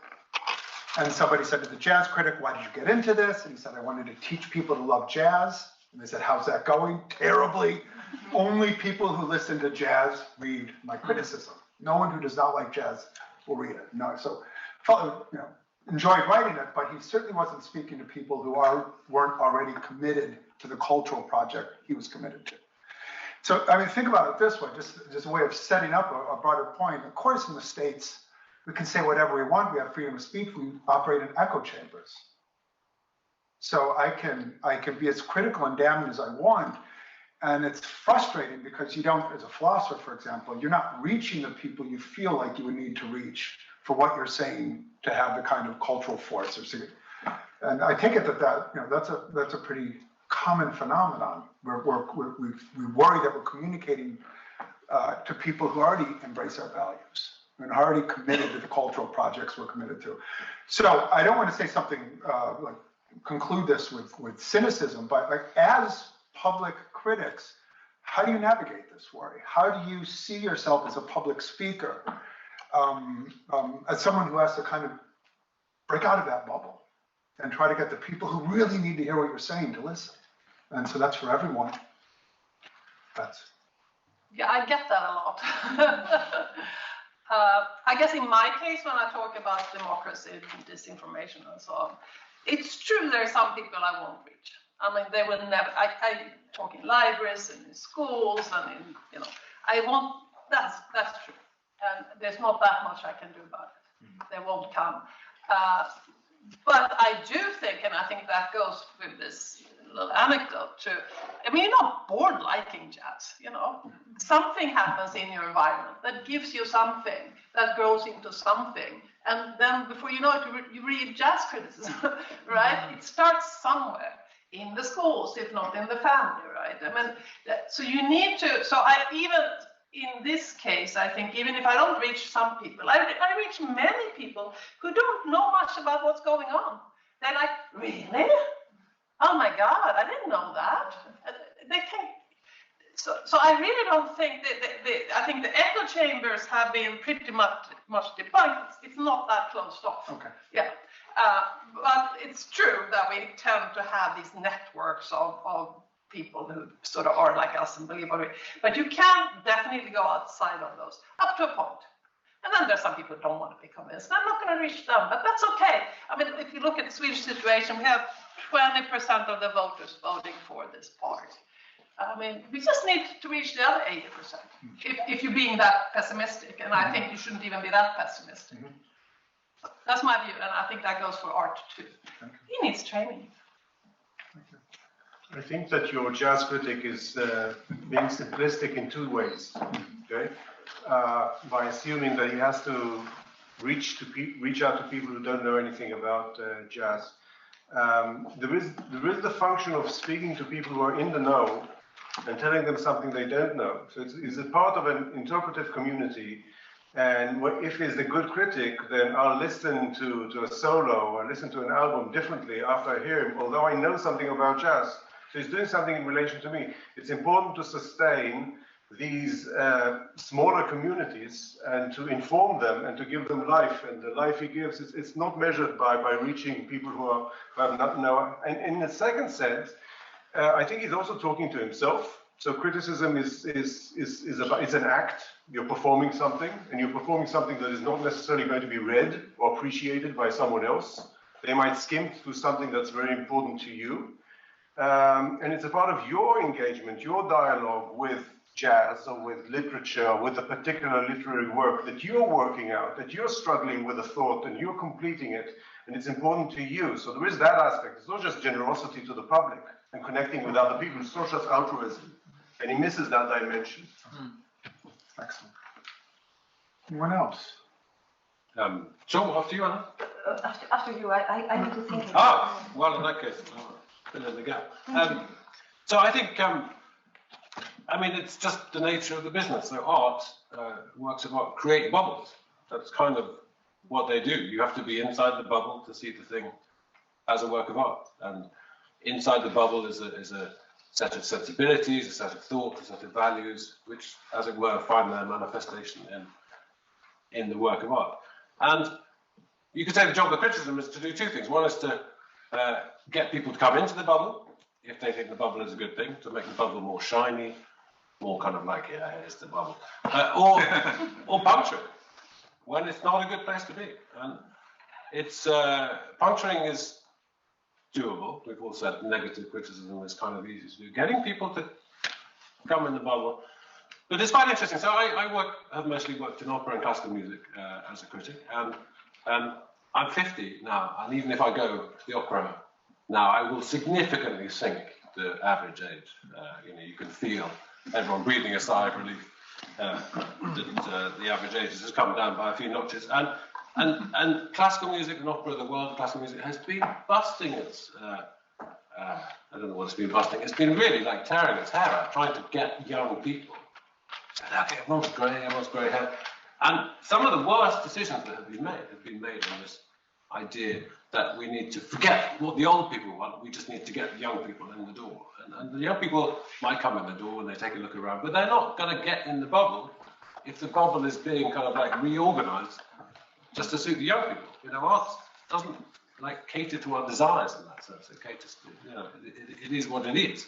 And if it turns out to be attractive, then it's a convenient place to be. So it's a very difficult area. I had a lovely experience the other day. I wrote reviewed a new opera by Kaija Saariaho, who's unfortunately just died, which was on in Helsinki, and I reviewed it for the TLS, and Lucy was my editor, and someone else was a copy editor, and had worked on the review. And you wrote to me and said, this guy was, I forget his name, but he had edited the copy, and the next thing he did was book a ticket to the opera when it came to London. And I thought, well, that's, that's somebody more in the bubble. That's lovely. I would agree with the bubble. I couldn't have put it better. And I think it's interesting because I think relating back to the previous discussion, also spoke about art for real people. So all of these bubbles are real people. I mean, we have a diversity in society, right? And we all enjoy different things. Some people love jazz, but do not like Dixieland, right? So, I mean, even that might even have a smaller. I love your example of the Gaudi Museum, because that's one thing, and it's important, that's one thing that's food, right? If you go to an art museum, you get these headphones, and everybody we know think like, I would never have it. Seriously. But they're really great, right? And for people who haven't seen this art before, it really adds to the experience. It gets you from Disney to seeing something else. And so I think it's important not to poo-poo all these kinds of efforts to, not to poo-poo that without becoming totally populist about things. That's the kind of balance one has to strike. And I think articulating the user, I'm not sure it's a user, it's the audience. It's the audience, but it's very rarely an audience with a capital A. It's different types of people. Like different things. Certainly, the issue changes if you move between, for example, art criticism and something that's essential to the health of democracy, where you would hope to get more people. So, did I interrupt you? No, I wanted to interrupt you, but please go ahead. I'm just here to. I think that the first casualty of war is almost always culture and heritage and identity. So I think every art could be a positive thing or a negative thing to democracy. It has a meaning, it has a message, perhaps. Maybe I think too romantic now. That's good. I'm sorry to interrupt you. Philosopher of art who's no longer active, but for a work of art for it to be possible for a work of art to do good, they must be dangerous, have that power too, right? So anyway, very different question. So something that kept coming up at the conference, and we've sort of hit on today, we've talked a little bit about disagreement. But in philosophy, debates on aesthetics, might seem that disagreement, it's not just working out your opinions, your differences with another person, it creates a kind of rationality. And it adds a kind of, that turns the practice itself into a kind of sense-making practice. Right? So when we talk about democracy, we think disagreement, healthy disagreement, is absolutely essential to its flourishing. And if that's true, it must be because it's productive of something. That disagreement, it's not just where I find out you have a different view of the world, but the disagreement creates the capacity for us to flourish in a certain way. And we've been talking about disagreement in artistic criticism is doing the same thing. It might invest our artistic practices with a kind of rationality. which is a word I probably best not used outside of philosophy, but I think you all understand what I mean. It's a process of reason giving, and it shows it to be a properly sense-making practice that's receptive to the world. So, how do you deal with criticism in this, or how do you see criticism as affecting your own critical practices? Not just as calling on you to perhaps change your views, but how important is it to be engaged in disagreement? Sorry, yeah, is that clear? Yeah, I mean, let me go again on that. There is the deliberative component or dimension of democracy. It's absolutely essential, precisely because it is this public practice of giving reasons, which is a way of living together, despite the fact that we disagree. Right? The problem we have now is that mostly that goes to value disagreements, but now we also disagreement on the facts, that is behaving like value disagreements, that is we can't overcome the disagreements, and then you have a real problem, because then you get irresolvable political disagreements stemming from irresolvable factual disagreements. But for me, when it comes to I think, since I ended up in this funny place of having to judge literature, which is not my training, I very firmly believe in there being reasons. I wouldn't do that if I didn't believe that. And it's very interesting to see people who really experience with literary criticism, like this group of people are, to provide reasons. And it really makes you feel that that works. Then there will be disagreements, of course. But I certainly hold on to that view. I think for all art forms.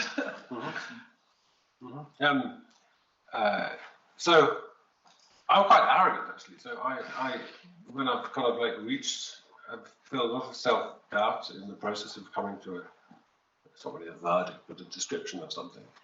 And when I've written it, I'm like, that's right, and other people are wrong.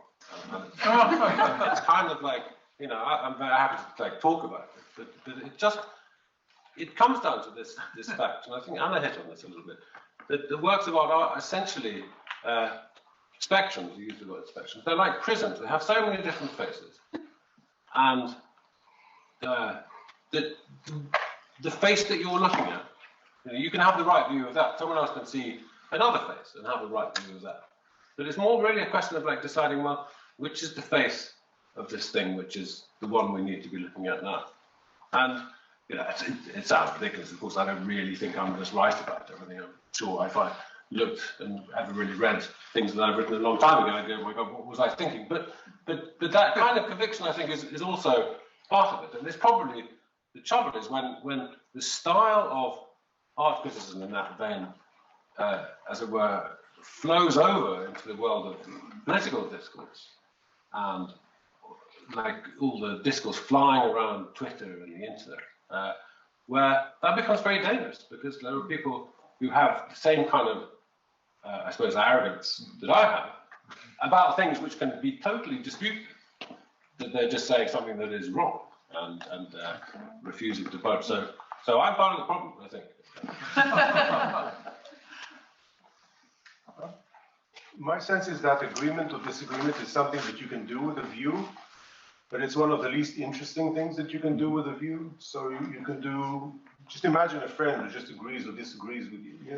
With good conversations, things can begin with a disagreement, and then something opens up, and then there's some moments of overlap, and so I wouldn't kind of reduce things to that idea.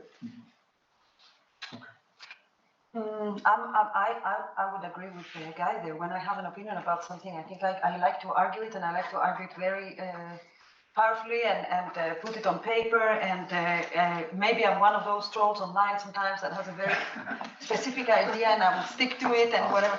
I try not to do that in my late years, but it's inevitable sometimes. But I think I agree also with Zahi in the sense that you have this. It's when you discuss, the dialogue is more important than the negative or the positive opinion. I think having this dialogue where you can actually expand your horizons with someone else's opinion and yours, and vice versa, and they can expand it. I think sort of it broadens the bubble a little bit, and the spectrum, and everything in between. But there is that social dimension of reason, right? Where we, as individuals, we're not terribly good at reasoning, but together we're quite good. So that's why if it works, it really works. We can get to insights that we couldn't on our own. And that's why it's such a tragedy when it doesn't work.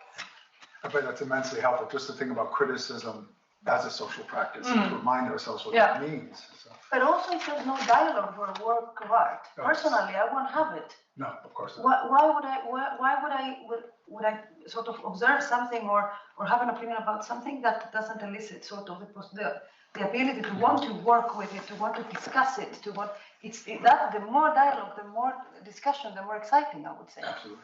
Okay. So one question I think some of you will be expecting. We've been talking about criticism and kinds of criticism. A term that's come up a lot is philosophical criticism.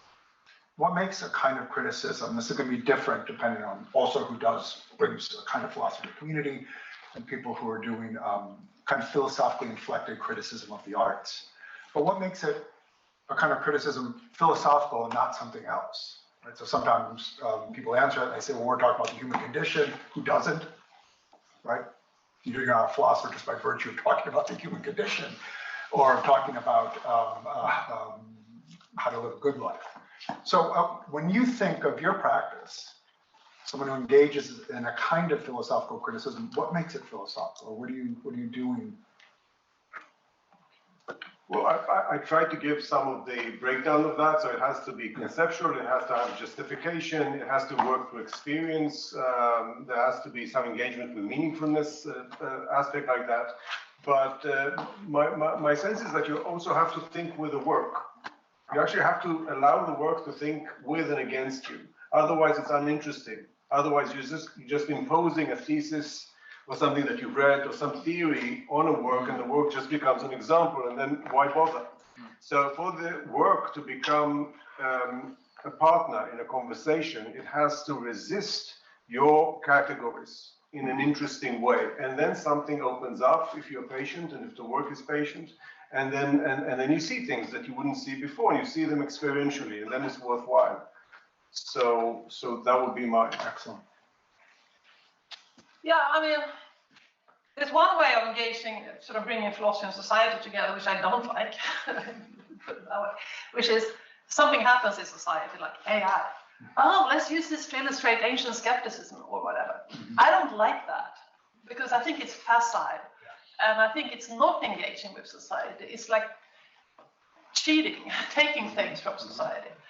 What I like is when you bring your philosophy to society to understand things better. And then I don't just think, I think there are the tools, the sort of methodology that's distinctive of philosophy, but not just that. I actually think that philosophy is like a discipline that has some knowledge in it. So for example, knowledge of knowledge, that helps you when you try to understand the knowledge crisis. So I think it's also a matter of helping people see distinctions and connections that you can't see if you don't know philosophy. It's not enough to be smart, because everyone who does science and so on is smart. It's not that. It's having, you see these neuroscientists saying incredibly silly things about consciousness and AI and so on, because they don't have philosophical knowledge, right? So it's not just having analytical tools, it's knowing some philosophy. And that can be sometimes really, really helpful to the public.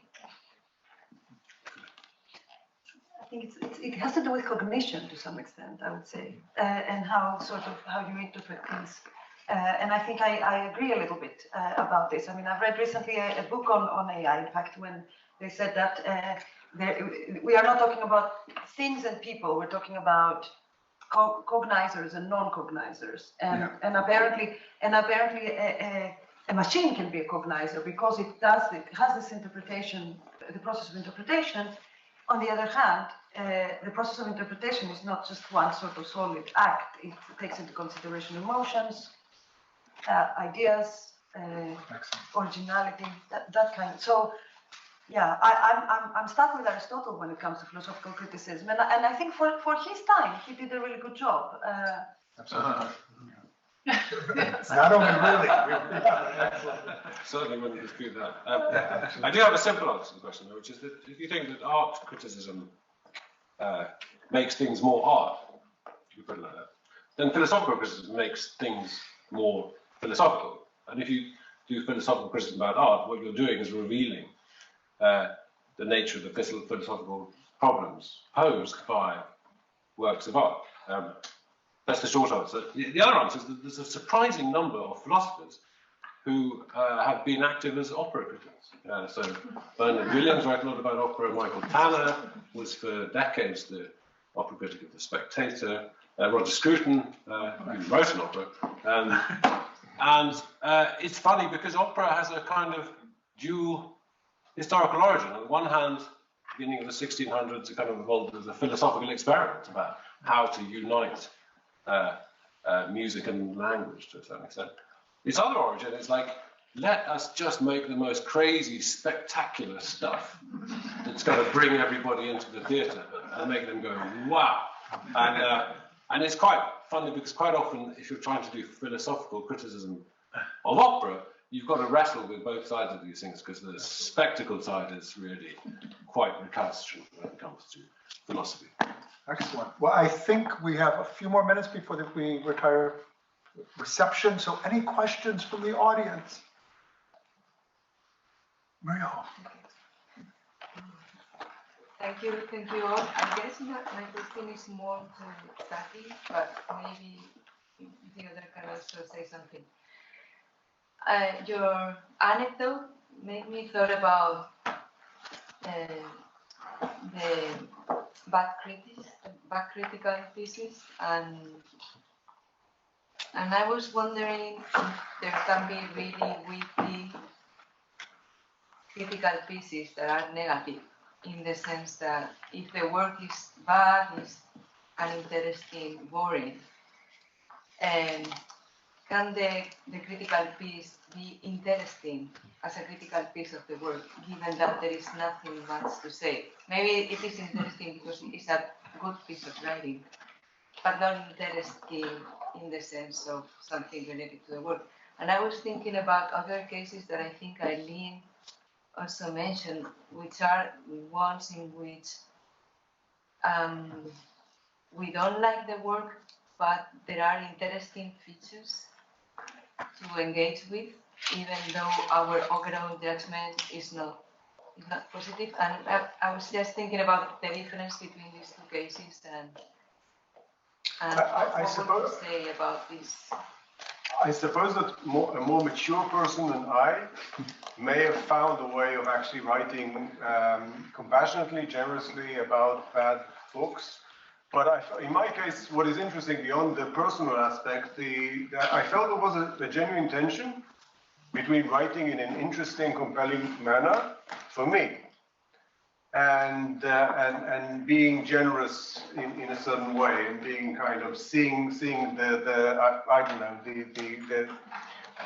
the quarter of the glass that was full of water. Okay, that this for me it brought out. Okay, so I was young. I was 25 or 26. They gave me a position in which I could judge the world at large and various products that came in, and that begot in me something malicious, I felt eventually, and I didn't feel that I was able. So there was something in the platform that brought something in me that I disliked. And it's as if I wanted to be interesting, I was making rhetorical moves that then I thought I shouldn't be making them. So there is that dimension. I'm sure that criticism can be done in other ways. Okay, but this wasn't my experience. And I wasn't as eloquent when it was good literature, when it was something that I liked. When it was something that I liked, I just quoted it. I said, look, this is really nice. Look at this, which is empty. Would like to add to that? No, I was thinking earlier today about this tension between, being entertaining, that everybody's stressed, and not being hurtful. Because, like you were saying, it's very entertaining. I mean, these horrible reviews are very entertaining, and it must be a temptation that one has to resist, I guess. A final question? No one wants to ask the guest, what is criticism? Please. I have a question about public art. Yeah. There seems to be a lot of very ugly public art in Uppsala. One has recently been placed in Celesta, a plastic mushroom. And the question, I don't know really how to put it into words eloquently, but whose art is it? Who is it to criticize it or not criticize it? Is it only the professional critics who can criticize it, or can everyone criticize it? And should the people who have paid for and made this public art be available and put into the town square or wherever it is, should they be held accountable if Well, you know, it's great that you raise this, because I was thinking we should talk about that, right? Because I guarantee you that we will have lots of debates, populist debates around public art, which is, it should be art that people want. And we even saw recently the Populist Party suggest there should be referendums on what kind of art to have in our public squares, which I think would be a horrible development, even though I believe in democracy, right? So why do I think that? Well, I guess I do think one needs expertise in this area too. We don't want non-experts to make, you know, in the health authorities. We also don't want them in, you know, the tax department. We don't want them in the culture department either. We want knowledge behind those who pick the public art, even though it is public money, right? So it is, but it's going to be a lot of, I don't know what you art critics think about this, but it's going to be a challenge. So the public art in cities is put there by experts, commissioned by experts. Yeah, it is, but it's being challenged now, right? Because they say, why should the experts spend our tax money putting up things that people always don't like? So the problem is there's just not enough good art criticism that gets read, I think is probably. Yeah, but that's a good. But there's another way of looking at it and say, well, you know, artworks exist to be looked at and to generate communities of feeling. And there is a perfectly valid form of community of feeling, which is a negative community of feeling.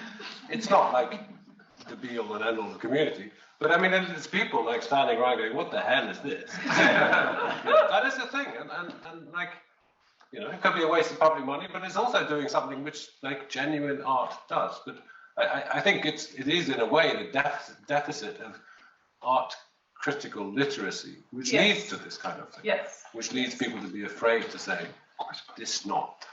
So. Knowledge. Just to comment, public art has always been contested. That's nothing new.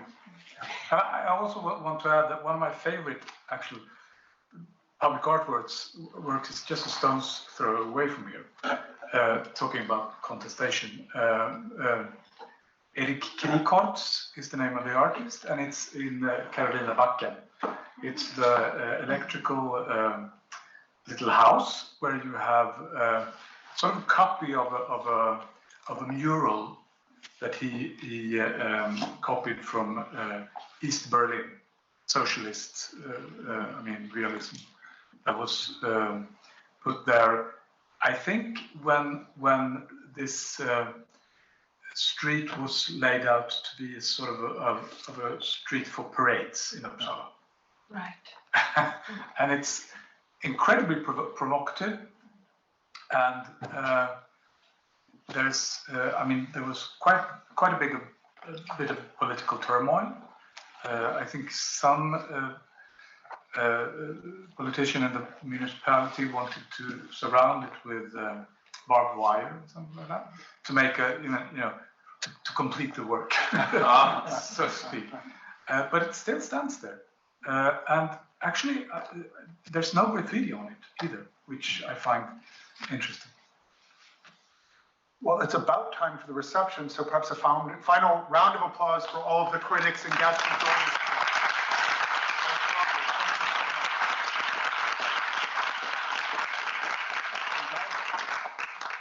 Yeah, I'm just putting on my organising hat. There's going to be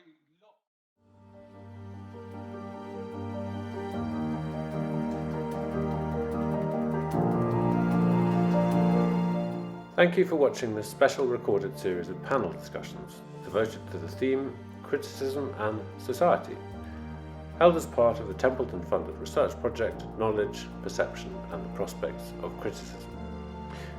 If you'd like to find out more about the project, please go to our website www.knowledgeperceptioncriticism.com.